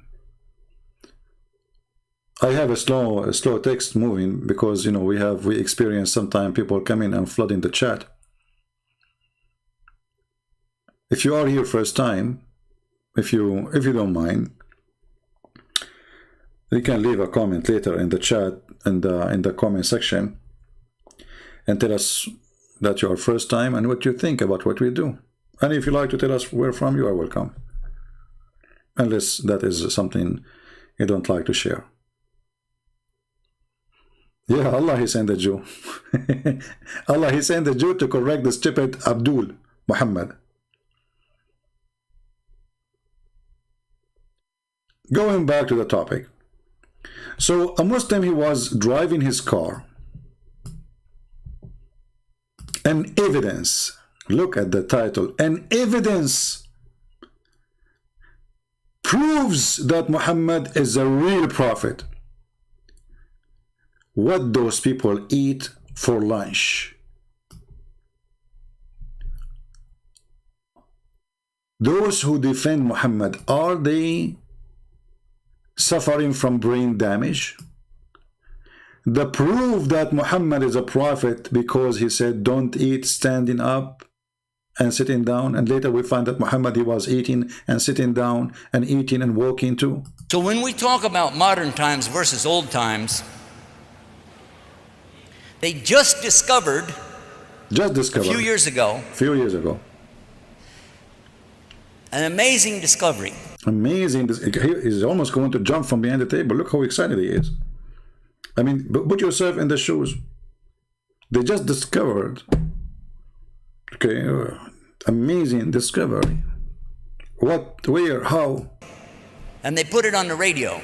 And the radio? I was driving home from an event in Virginia. Must be true in the radio. I was falling asleep at the wheel. And I came to a stoplight. I put my head on the steering wheel. My little daughter, she was saying, Daddy, wake up, Daddy, wake up. I'm like, what? I said, I can't, I'm going to have to pull. In this age, you have a little daughter. It must be Abraham. Continue. You have a brand new wife after you get rich because of Islam? Stop, I'm too tired. I can't get back home. So she turned the radio on all the way up, real loud. And the voice on the radio says, never stand up when you eat or drink. I went, huh? Huh? Then he said, always sit down when you eat. He said, always sit down when you eat or drink. I went, huh? I went, huh? I went, huh? I went, huh? I went, huh? I went, huh? I went, huh? Then he said, I went, huh? What the heck? I went, huh? Look, what? I went, huh? That's a miracle. I went, huh? Well, how you can do that? I went, huh? Come on, stop. I went, huh? Please, no. I went, huh? No way. I went, huh? One more time, I will commit suicide. No. No. I went, huh? Look, what? I went, huh? I'm going to jump from the window. I went, huh? No way. I went, huh? How you can do that? I went, huh? Did you go to school to learn how to... I went, huh? Do it again. I went, huh? No way. I went, huh? Oh, no. I went, huh? This is too much. I went, huh? Stop, please. I went, huh? I will pay you. Please move away. I will shut that computer. I cannot believe it. No, no. Please, no. You must be coming from... Are you an alien? No way. I'm convinced. This is true story, by the way. I'm telling you, this is true story. You like it, you don't like it, it's up to you. I don't know, but this is a true story. I challenge you, if any of you can do the same move, all of you Christians. You drive your car, you open the radio, you hear something amazing about Jesus, you do like, what? Can you do that? No, you cannot. Then he said,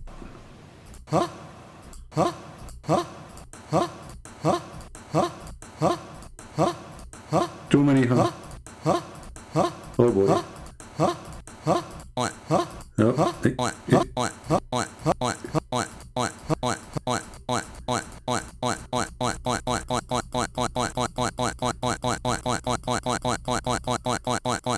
Keep going, keep going. That's good. Okay, stop. Stop, that's enough. Who as a Muslim can do better? Until now, everything you said to us is funny and stupid. Your prophet says don't eat standing and sitting, because if you drink standing, shaitan will the cat will drink with you, which is very stupid and funny. Nobody can do that. It is from radio station, yeah. I mean, it's from radio station. Come on, yeah. Radio station says that.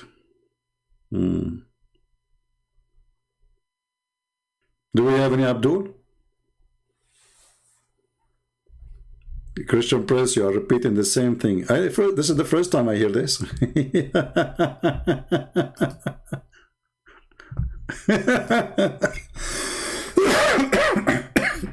Forgive me. This stupid religion is too much. It's too much hashish.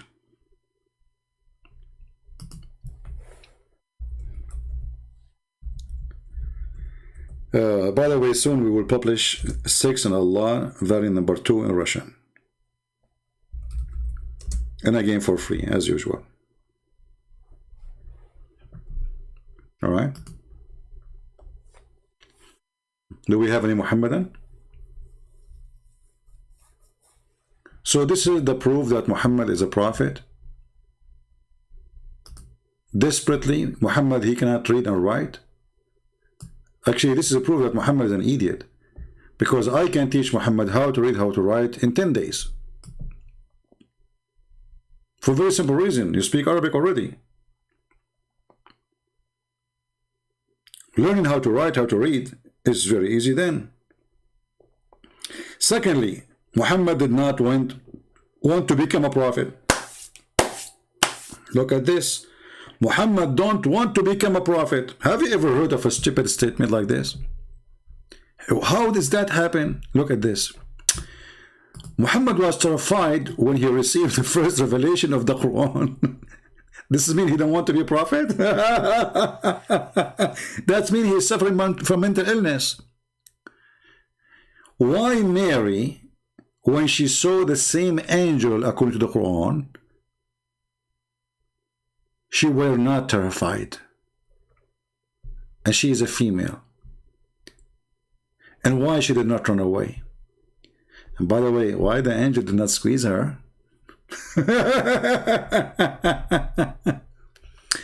That night, he fled from the cave where he had been praying in isolation, returned home to his wife Khadija in a state of panic. Muslims, anyone can explain to us why Muhammad was in the state of panic? Remember, this is your article. Why somebody, he just received a message from God, he is going crazy? Isn't it this is a proof that Muhammad is mentally ill? Actually, if we go to the same story where they are trying to read for us from, you will see that the same story repeat or report that Muhammad, he tried to commit suicide many times. Is that true, Muslims? Obviously, Muhammad is mentally ill. You see, a person a person he commit suicide.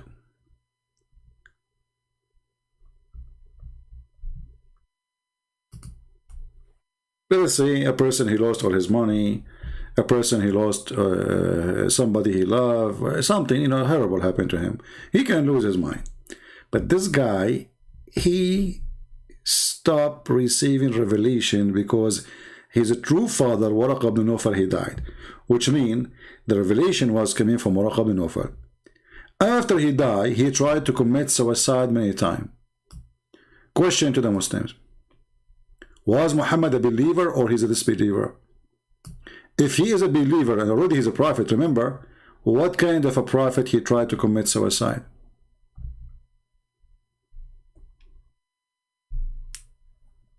Any Muslim?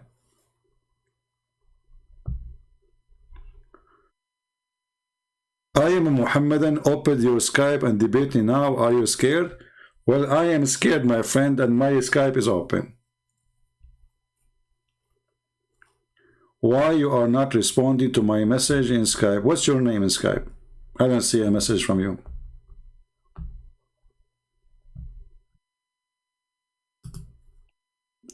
What is your name in Skype?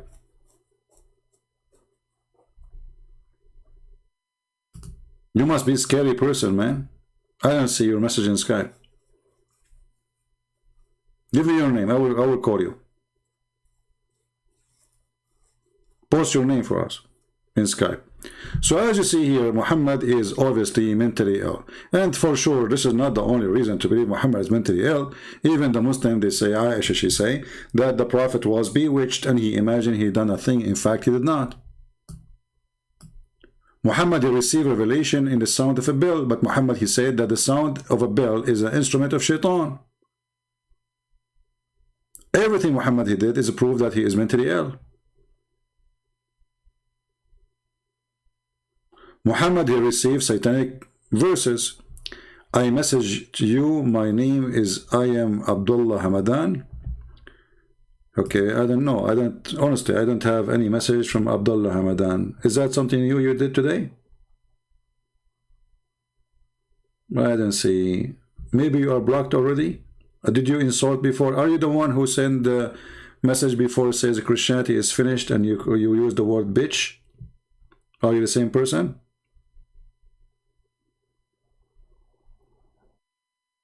Because I don't see you here. But anyway, give me the Skype exactly address, post it, and I will search you in Skype and I will find you. And we will have a good time with you.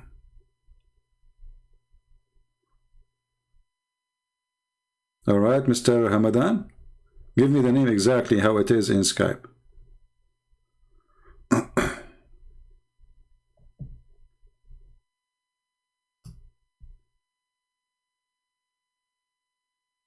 Is it Abdullah Hamadan as it is? I mean, to find you, because I think if I search for the name, I will find a million names with this such a thing. Abdullah Hamadan. Yeah, I found you 3 just by typing that word.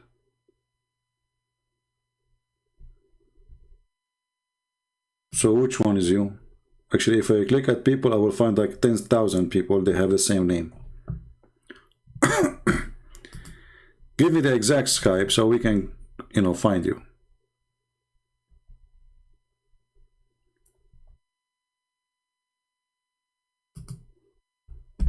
All right, I'm waiting for you. Please, if you are a Muslim, invite your sheikh and let him call us, and you will see that Muslims, they have no idea what Islam is about. Not a single Muslim actually he knew what Islam is. Actually, let me look in.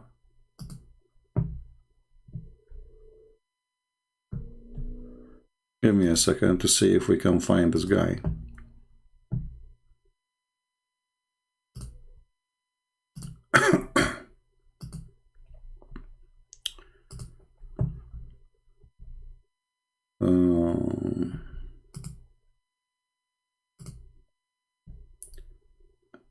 Abdullah Hamadan. Yeah, even you are not in the blocked list. I'm looking. Actually, here I see somebody. His name is Abdullah Hamadan. All right. In the block. You must be filthy then. You must be a filthy mouth. Text me, Abdullah Hamadan. I just took you from the block list, but you are still not in the chat. Here we go. I found you actually. Yeah, you are the one who I hang up on him in after 9 seconds. So you are the one I think I called and you did not answer. Here we go. I'm calling you.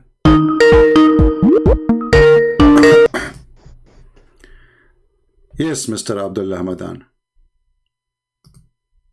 Ultimate Ford, is that you? Hello? Hello? Here we go. See, this is the same guy. Stupid idiot. You don't even have a good internet. Ultimate Ford. Are you scared? I mean, this guy, he did not have enough. I mean, there's no more place for my fingers over his bum. If you take off your pant and you take a picture of it, Ultimate Ford, you will find like 100 marks of my fingers. And you keep calling. What a stupid idiot. Mentally ill. He don't know what to do. I mean, we made him shish kebab a billion times, and still he wanna come back, because this is what happened to them when they lose first time, second time, third time. It's like gambling, you know. You wanna call again and again and again, hoping that he can return his stupidity, but it's not working. So Abdullah Hamadan, are you scared? Open, and even he changed his name. It's Abdullah Hamadan now. It's Abdullah Hamadan. What a potato. Anyway, do we have any real Muslim, not a kid? I mean, where is the Muslims who claim to have knowledge in the cult of Muhammad?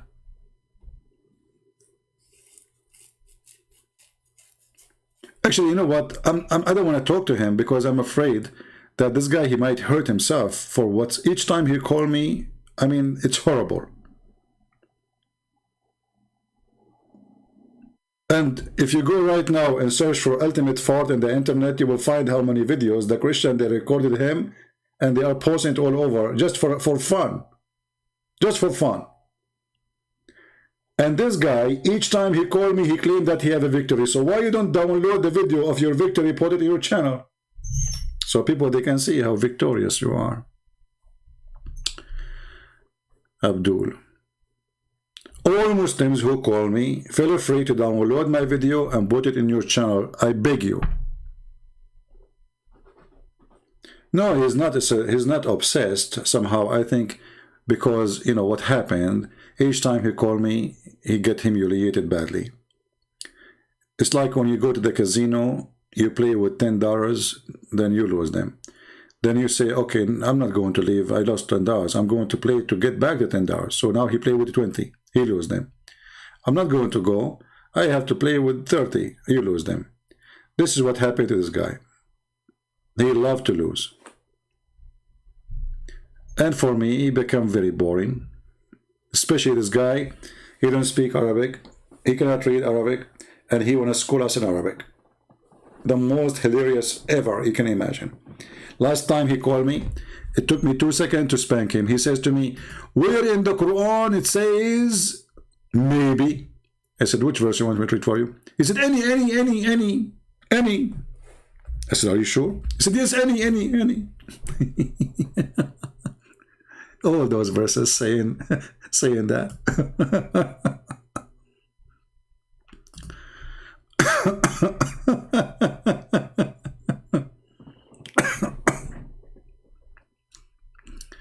Maybe, the God of maybe. Have you ever heard of a God? He keeps saying maybe. Maybe Allah will forgive you. Maybe Allah will do that to you. But the one who's talking is Allah. Maybe. And he called me and says, I challenge you to find me where Allah says maybe.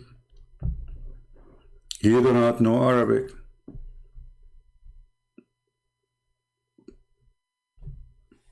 Mentally ill person. Like Muhammad. So do we have any Muslim would like to call us and tell us any reason to believe Muhammad is a prophet, beside maybe, beside the radio. I mean, the evidence here is not working. That Muhammad, he said, why Muhammad is a prophet? He said, don't eat when you are standing up. And then we find out that if you drink, if you're standing up, that will make the cat drink with you. Any Muslim can explain to us how the cat will drink with me if I drink standing up? And then we find that Muhammad himself, he used to drink sitting and standing. And the Sahaba used to walk and drink in the same time. And always Muhammad, he come with his own fiction of knowledge. Like Allah, he loved those who sneeze, and Allah disliked those who yawn. Why? Because Shaitan, he laugh at you when you yawn. No, I'm not going to do Zakir Naik impression, because Zakir Naik, he told me, please, that is hurting my feeling. Okay? So I told him, okay, Zakir Naik, from now on, I will not make your voice. Alright? I'm not going to tell the people, Brother Theta, I have a child, and my son, he's now a grown man, and he's looking for a wife. I mean, have you ever heard of somebody, he is supposedly a sheikh. He mentioned in YouTube, 2 million of Muslim women, I have a son, he want to get married, talk to him. What's wrong with those people? Dating online? Or dating in YouTube, I mean. Assalamu alaikum. My son now become 21 and we're looking for a wife for him. Like, what the heck? Even Muhammad did not do that. Your son is looking for a wife. He make a video just about this. Imagine, he made a video just to tell people that my son is looking for a wife. If you look at his son, I mean, this guy, I feel sorry for him. This guy should be playing in the kindergarten. He's a kid. They want to make him like inherit the business of his father, you know. Good business.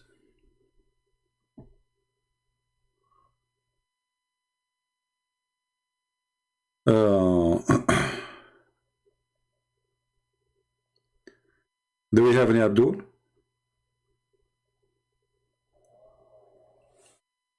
Anyone? So what, are we stuck now with this guy with the radio? The evidence of the radio? The Prophet, he said, don't stand up when you are drinking?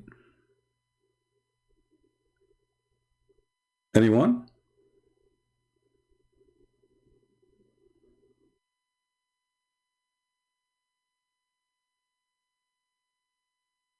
Who is a Muslim would like to text me in Skype so I can call him?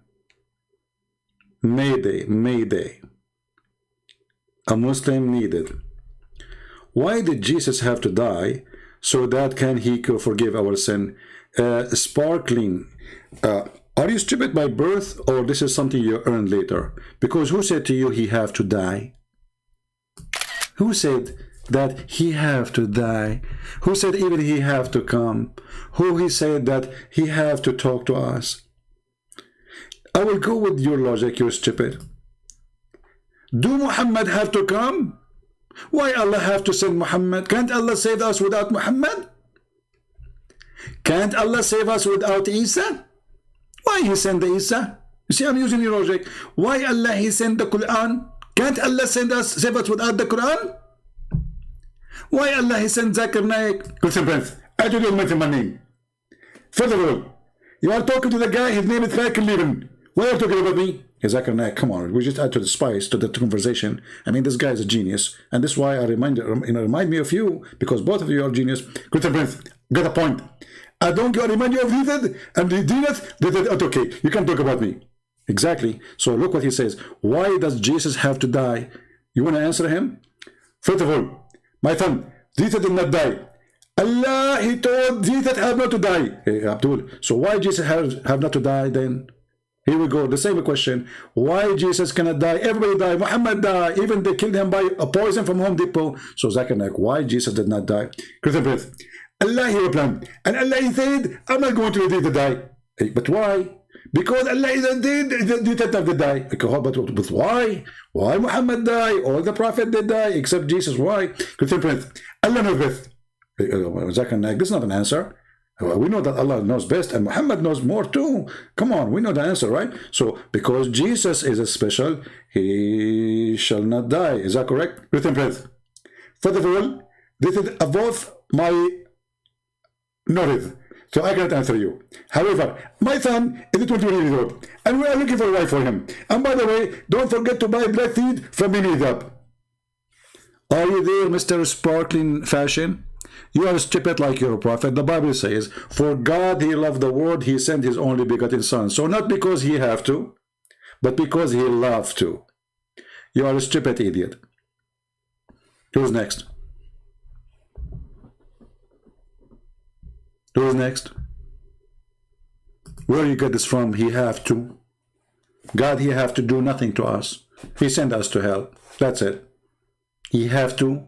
What? If he did not save us, he will die from because there's no bread and no gas and no food. Why he have to?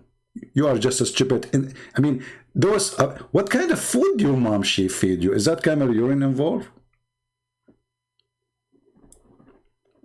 Any Abdul? I make you laugh. I make you cry too. You know, the first thing you notice about Muhammadan, they have the most fast processor in their head. I can't describe for you how many Intel processor there is in one head. Actually, according to Google, Prophet Google, that the Muslim brain is the most expensive. I was wondering why. So I contacted Google. I says, why the price of a Muslim brain is the most expensive? They said because it's never been used. Christian Prince, I got you with it. You get the point there. Muslim brain is the most expensive because it's brand new, never been used. Hey, we got you. Their brain never been used. Because if they use their brain for a second, they will not believe in such a garbage we see in the screen. Can you tell me, can you prove to me that you use your brain when you read this? So God, he loved those who sneeze and he hated those who yawn. And why? Because Shaitan, he laughs at the one who yawn. Okay, let him laugh. What the problem? What is exactly the problem, Abdul? For when any one of you yawns, Satan laugh at him. Like, what the heck? That's deep. This is your genius, prophet? If this is your genius, who is your donkey?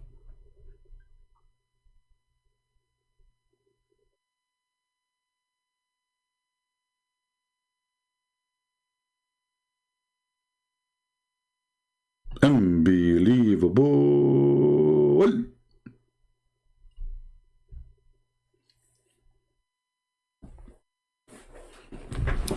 And this will remind me, hold on, let us take a commercial break. Shall we? The wisdom of Allah is all over the place. Allah told the Prophet all those information. Nobody knows such a information 1400 years ago. How you can explain such an information? Commercial break.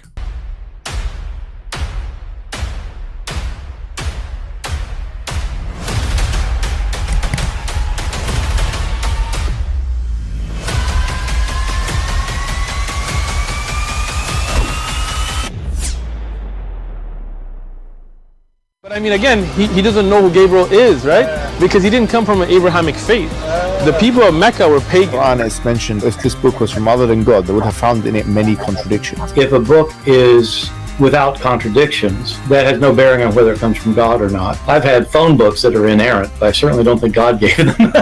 That we believe without understanding. The brother asked a very important question, that most of the scholars say that listening to music, watching movies, and most of the television programs, they're haram. So how can we have fun? Let me tell you, brother, at the outset that having fun is permitted in Islam as long as the fun is halal fun.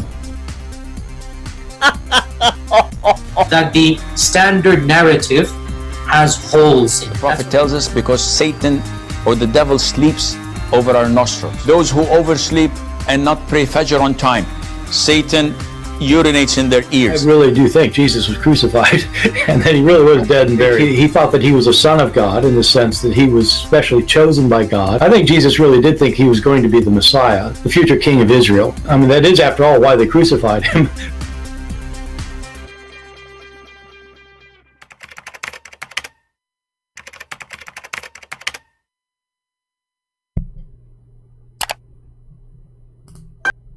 All right, the end of a commercial break.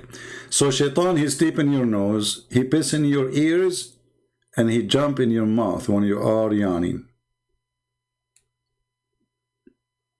Or actually, when you are sneezing too. In the Muslim videos, they said that this is because the Prophet is trying to fight diseases. The Prophet was trying to fight diseases.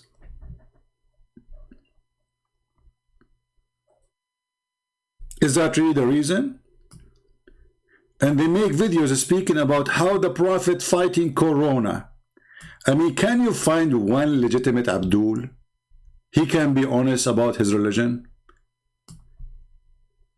So this is what Islam says. And these are all coming from the Quran, which is the word of Allah, or from the sayings of Muhammad, peace be upon him. Yeah, what he said. Right after we wake up from the sleep, we just don't want to go to the internet and start working. This is from the Quran? The Quran says that? Oh, okay. Not even praying. Even before praying, we are supposed to go and wash our hands. We are supposed to. Where this is coming from? From the Quran, the Hadith. Okay, can you show us? So look at this. CDC in the 21st century, Islam, Muhammad, peace be upon him, way back in the 7th century. We just showed you Muhammad, he go even have sex with all his wives without washing. He don't even wash his penis. We show you that your Prophet, he never touched the water with his hand even after eating and before eating. So what are you talking about? And not only that, your Prophet encouraging Muslim to sneeze, saying that is sneezing from Allah. What else?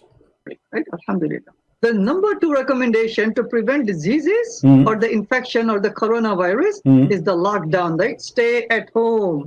Lockdown. Lockdown.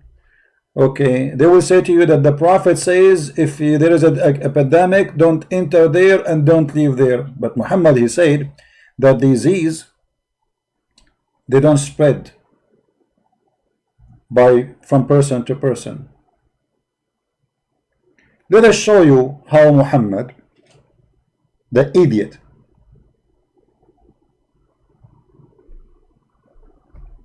how he can destroy mankind if they follow his teaching. Is that your Prophet saying that diseases don't spread?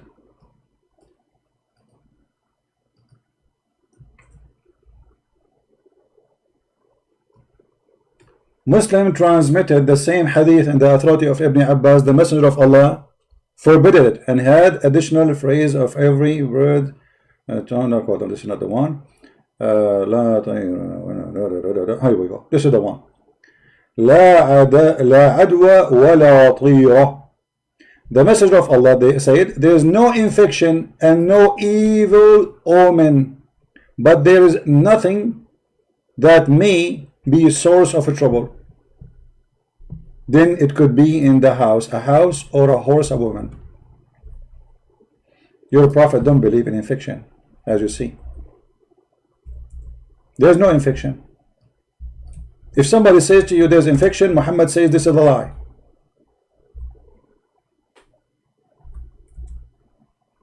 It's a lie. Do you see? And by the way, the translation here of the infection, this is not correct. what he said, that there's no transmitting by infection of disease. Let us say, like viruses now, like they go from a person to person. So this does not exist. This does not exist. So based on Muhammad, they were lying, saying that Muhammad, he said this and that. Muhammad, he says diseases cannot be transmitted. Why Muhammad is saying that? Because this is Allah. When you get sick, Allah, he made you sick. This is for individual.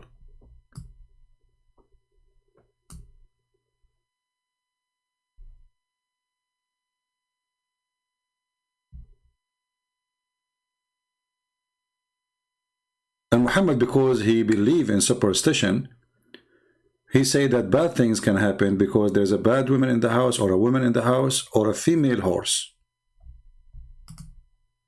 This is what causes bad things and bad illness in the house. This is how stupid this man is.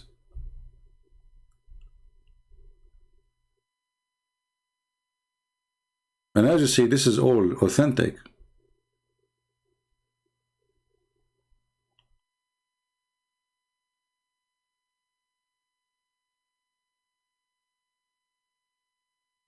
Do we have any Muhammadan? Until now, we have 0 Muslim trying to contact us.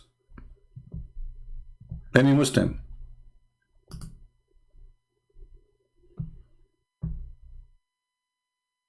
Any Muhammadan? Yeah, you know, we have to agree that the negla seed, I know about a person, by the way. I know a person, this is a true story, by the way. His camera, he bought like a new camera, and he have iPhone. And he was charging them. And then like a whole voltage came and burned his camera and his iPhone. iPhone 14, by the way, this is a true story. Then he heard that if he put the negla seed in the top of the camera and his phone, they will recover. He did not believe it. He heard that on radio. He was driving. Let me tell you what happened. Let me just to show you how this story happened to him. This guy, he was driving his car, and he was really sleepy, charging his phone in his car, and then those, as you know, so like as you know. So he, and then he put the negla seed, and the negla seed fixed everything for him, and he was like, okay. I had on the steering wheel, my little daughter, she was saying, Daddy, wake up, Daddy, wake up. I'm like, what? I said, I can't, I'm gonna have to pull over and stop. I'm too tired, I can't get back home. So she turned the radio on all the way up, real loud. And the voice on the radio says, you know what I was afraid from? That he will say, a voice from the radio says, I am Allah, worship me. A voice from the radio? What do you mean a voice from the radio? I'm really confused about this statement. A voice from the radio. I mean, come on. A voice. I mean, what the radio usually produce? Hummus? No. Camel urine?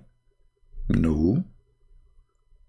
A voice. Look how deep the details is. A voice from the radio. How you can make? Nobody can make such a story up. It's a voice from the radio. Like, what's wrong with you? Isn't it clear? We have Abdul.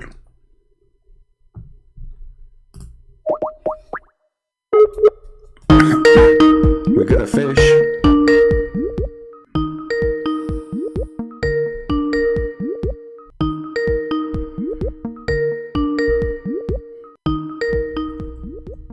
Let us hope he will answer.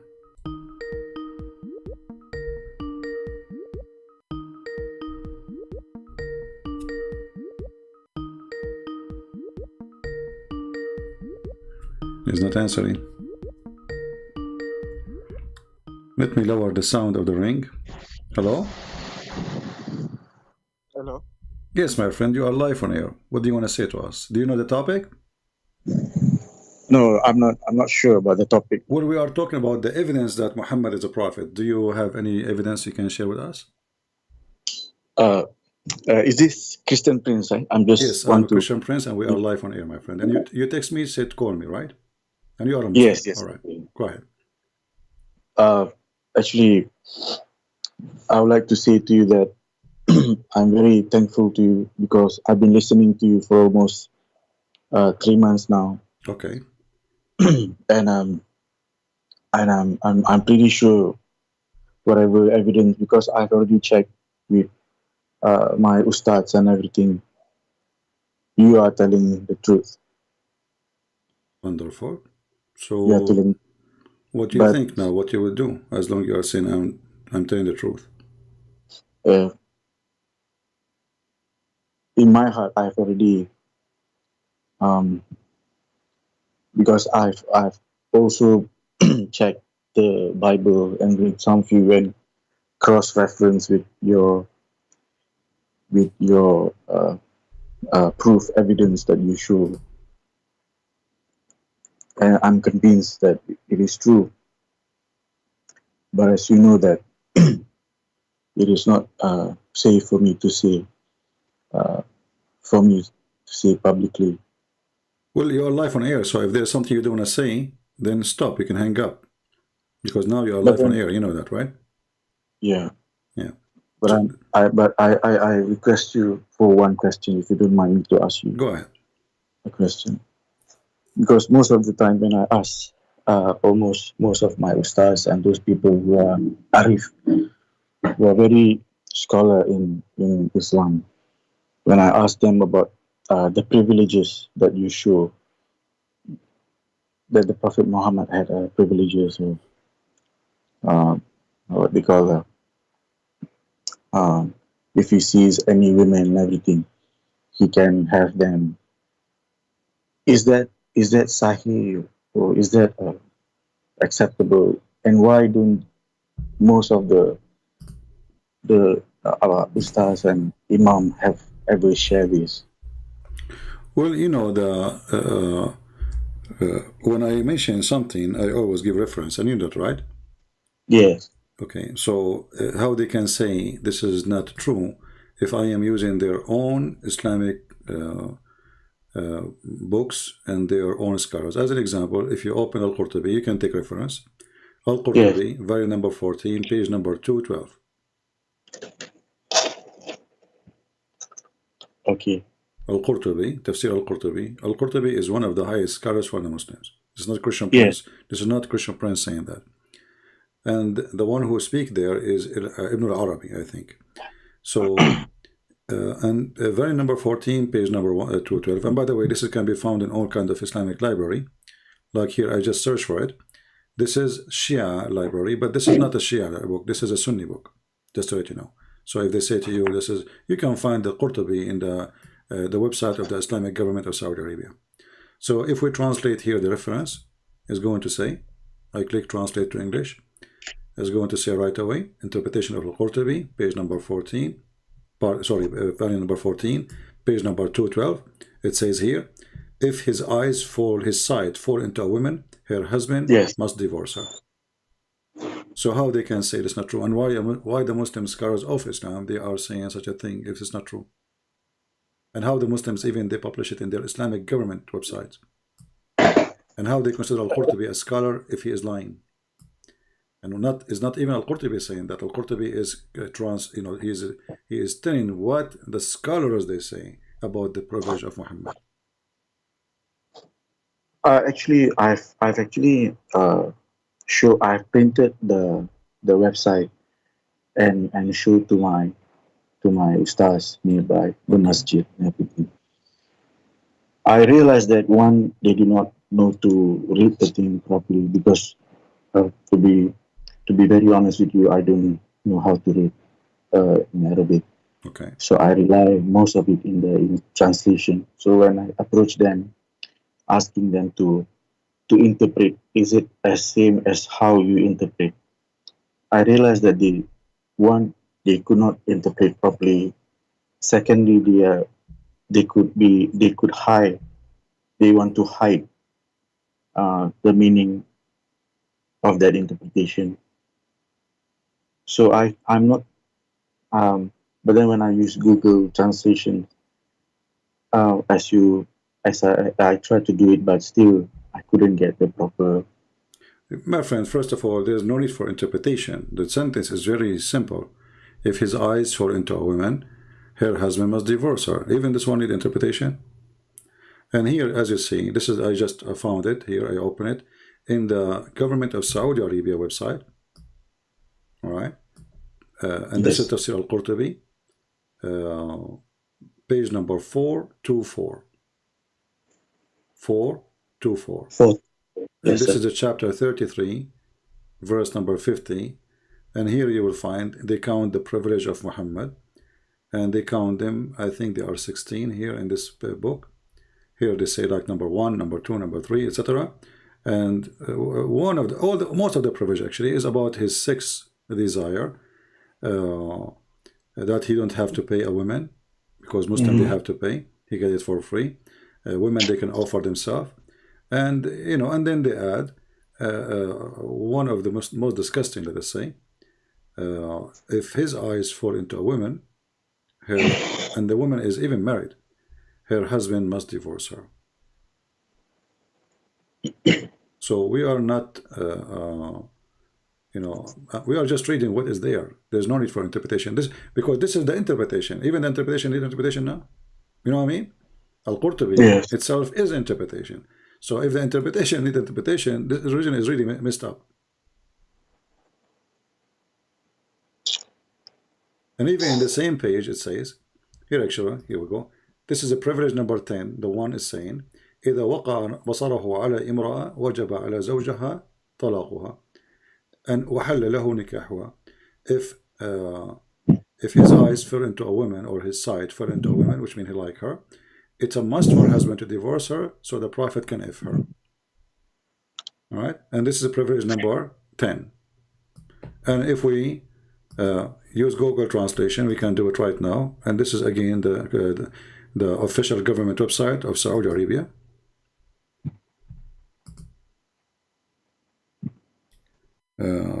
Let's see. I think he hung up.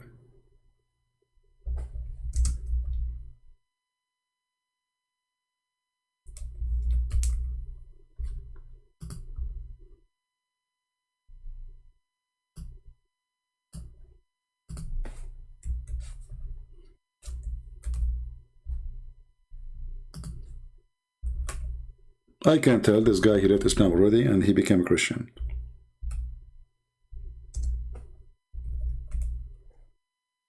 Let us see, or let us find. No, not here. Not here. 10th. Okay.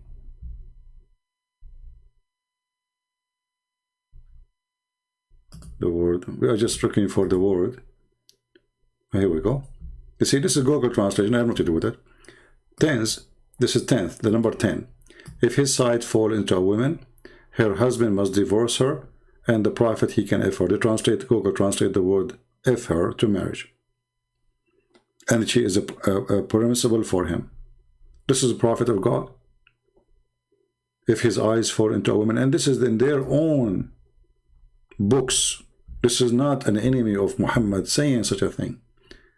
And as you see, this is Al-Qurtubi, and this is the official government of the Kingdom of Saudi Arabia. This is not a Jewish website. This is not a Hindu website. This is the official government of the kingdom. If we zoom in the banner, let us do that. You will see here it says Quran ksu.education.sa, Saudi Arabia. Do you see the address?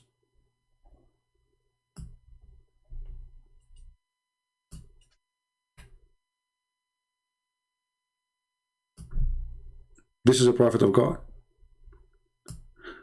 So the Muslims,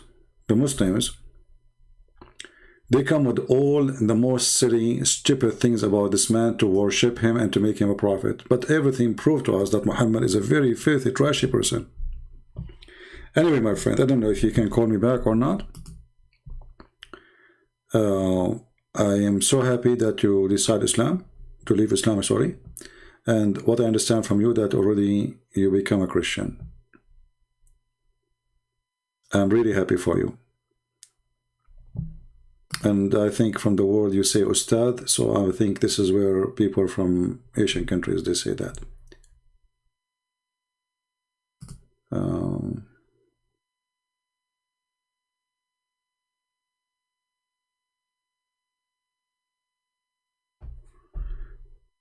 Somebody saying, can I call you after Abdul? No, my friend, we take calls of Muslims only. Muslims or ex-Muslims. Do we have any Muslim? See, this gentleman here, he is listening to me only for 3 months. And he found that everything I am saying is true. And I mean, how you can find it's not true? We put it in the screen. We read what they are writing. We show their own interpretation. So how it cannot be true, not be true? So, because his decency, when this person is decent, he printed, he took it to his ustad, the sheikhs, the one who make a lot of money from this business. They refuse to read it, and they deny it. But as you see, this is official. This is literally official.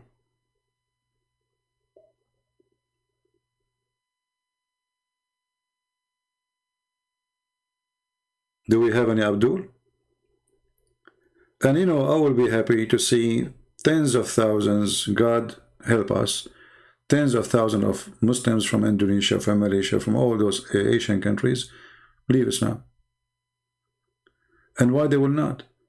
You see, why their ustad, why those who call themselves ustads, and the funny, by the way, they call themselves ustad, but even Arab, we don't use that. What ustad?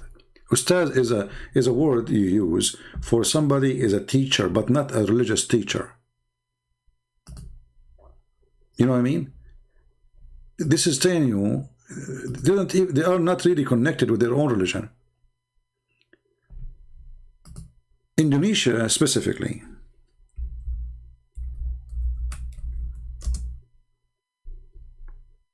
or Indonesian, after 1,000 years, they discovered that they were praying to Somalia.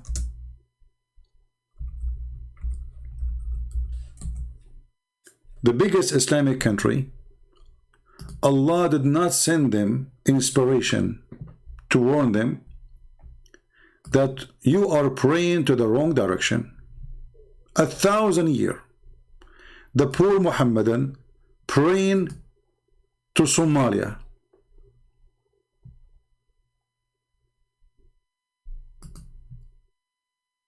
When they received the first time the GPS, they discover that an error was made. So all the prayer they made is gone with the wind. And by the way, how in the world even you can pray now to the direction of Mecca if the earth is flat? 1,000 years. Listen carefully. Not a year, not you know. After 1,000 years, they discover, and here it says 1,000-mile mistake. Look at the mistake, how small it is. We skip Asia, we go to Africa. All their history as Muslims, they were praying to the wrong direction. Since Islam come to Ethiopia, I don't know how many years.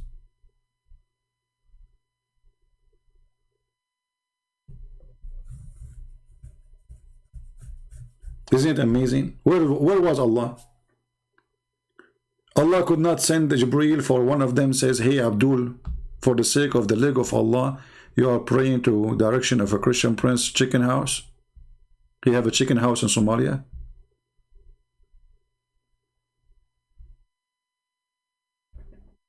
Somalia.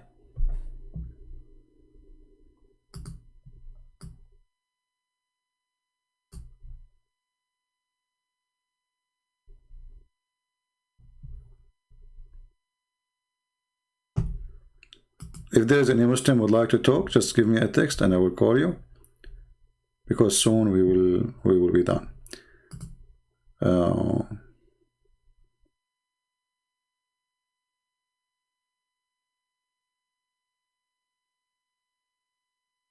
Okay.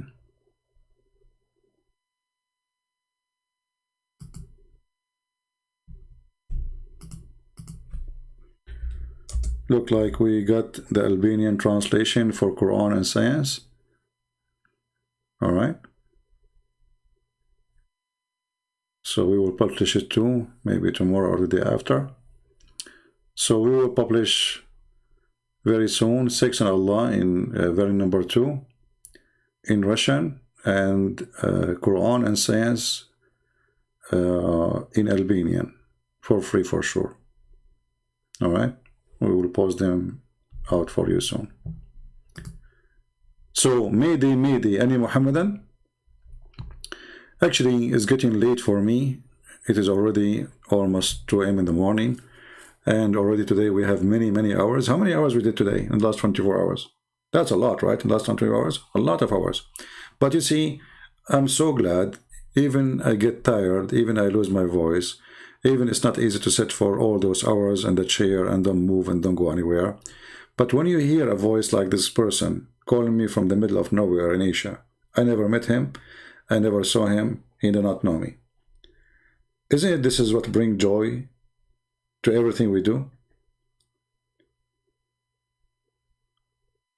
This person, sooner or later, he will have his own family, or maybe he have a family already. He have a wife and children. So you can imagine how many people you saved from the devil Muhammad. So I say to you, like when you say, Christian Prince, you are coming back, I say it's worth it, my friend.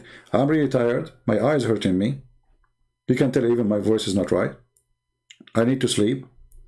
But it is really worth it. So now I will go and I will be sleeping happily for hearing a person, he found the truth. And those are just people who called. God knows how many they did not call because they don't want their voice to be recognized. You know how faithful this religion is. So I say to you, it's worthy, very worthy. And I invite you to receive the blessing. Join our work. I'm not going to tell you join our work by making donation. No. Join our work. Give my books for free to people around you. Download my videos, repost them again. This is easy.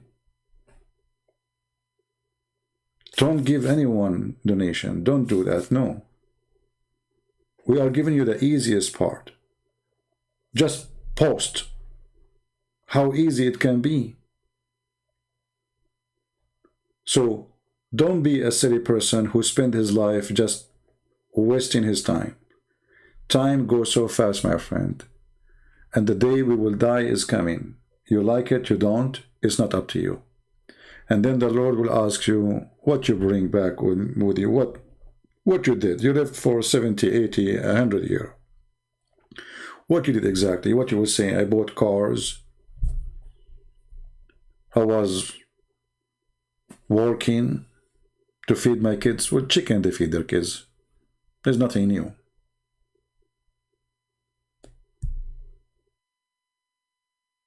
All kind of animals, they take care of their babies until they can walk and find their own way. That is not really something special. The special is to be a name to be remembered. To be a person will be remembered by the Lord himself when he said, from their fruits you shall know them. So the Lord himself will recognize you by your fruits. There's people who will come to the Lord and they have a lot of fruits with them. And there's people who they are Christians supposedly, but they have empty trunk. How shameful. So receive the blessing of the Lord. Save people. Be Christian. Join the mission. You don't need to work with me. I'm not asking you to do that. Just do what you think you can do. Do it. Whatever. Maybe you have your own way. Maybe you can do way better than me and him and her. Do it. Don't be a person who just watch.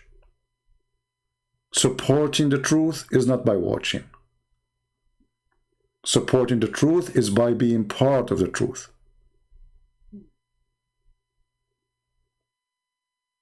So, if you have no fruits, you have no Christ. For a true believer, he gives good fruits. The Bible says a tree without fruit is like a dead faith. So don't be proud about being a tree, but you are empty. So we are happy out our friend here, and he can tell me in Skype whatever he wants in private. He can text me, my friend. I'm so happy for you.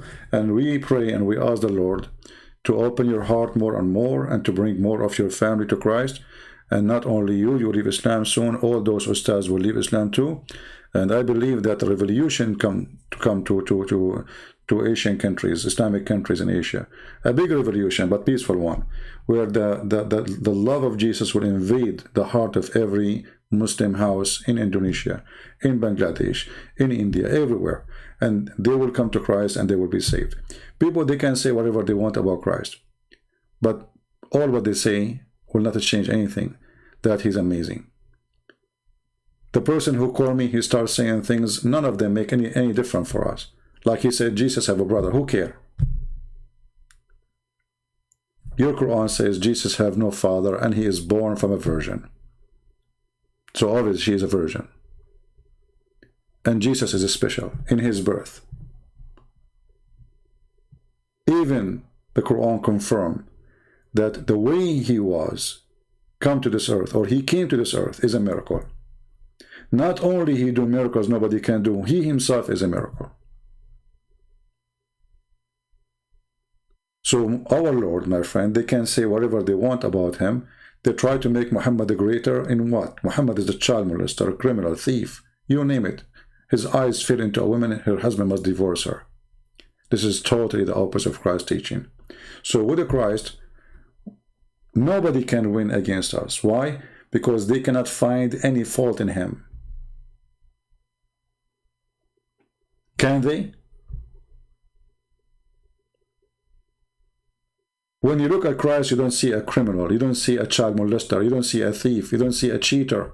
You see a person, he say and he do what he say, and what he say he do.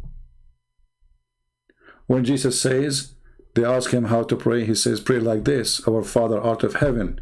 And right away, you see how important it is. He said, forgive to us as we forgive to others. And then when he is on the cross, he did what he taught us. He said, forgive them, Father, they do not know what they are doing. So Christ is not Muhammad the hypocrite. He said to them, don't do that, and he do it. He do not need the privilege, yet he is God. You will see that Jesus have zero privilege when he was between us. Not only that, he washed the feet of his followers. And when the followers, the disciples, they say, Lord, what are you doing? He said, if you don't let me do it, you don't belong to me.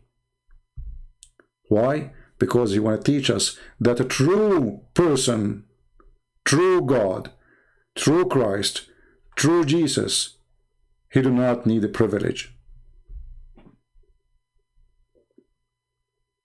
He wants us to be servants. For no master cannot or can be a master without being a servant. Muhammad, he wants everybody to serve him. He wants to be God. He's a hypocrite. While Jesus was doing miracles, making the blind see,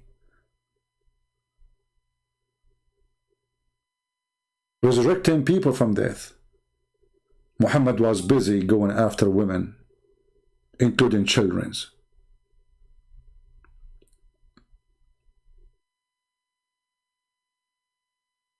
This filthy cult is a curse, and behind it the devil, and there's no question about that. And we prove that every day. I want to say thank you for all of you. Thank you for those who support us. Thank you for those who join us in our life each time we come. And again, I would like to see good comments or even bad comments. I want to see Christians. When I say bad, it means people don't agree with me.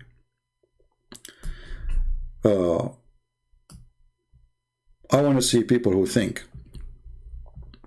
People who part of life, and they are not just numbers. People who use their brain. People who have heart and brain, they work together. So leave your comment, download the video, share it with your friends, tell people about what we do, and for sure, all kind of support is welcome. And number one support is to share the truth, and the truth will set you free. Thank you, God bless you, and we'll see you soon again. Take care.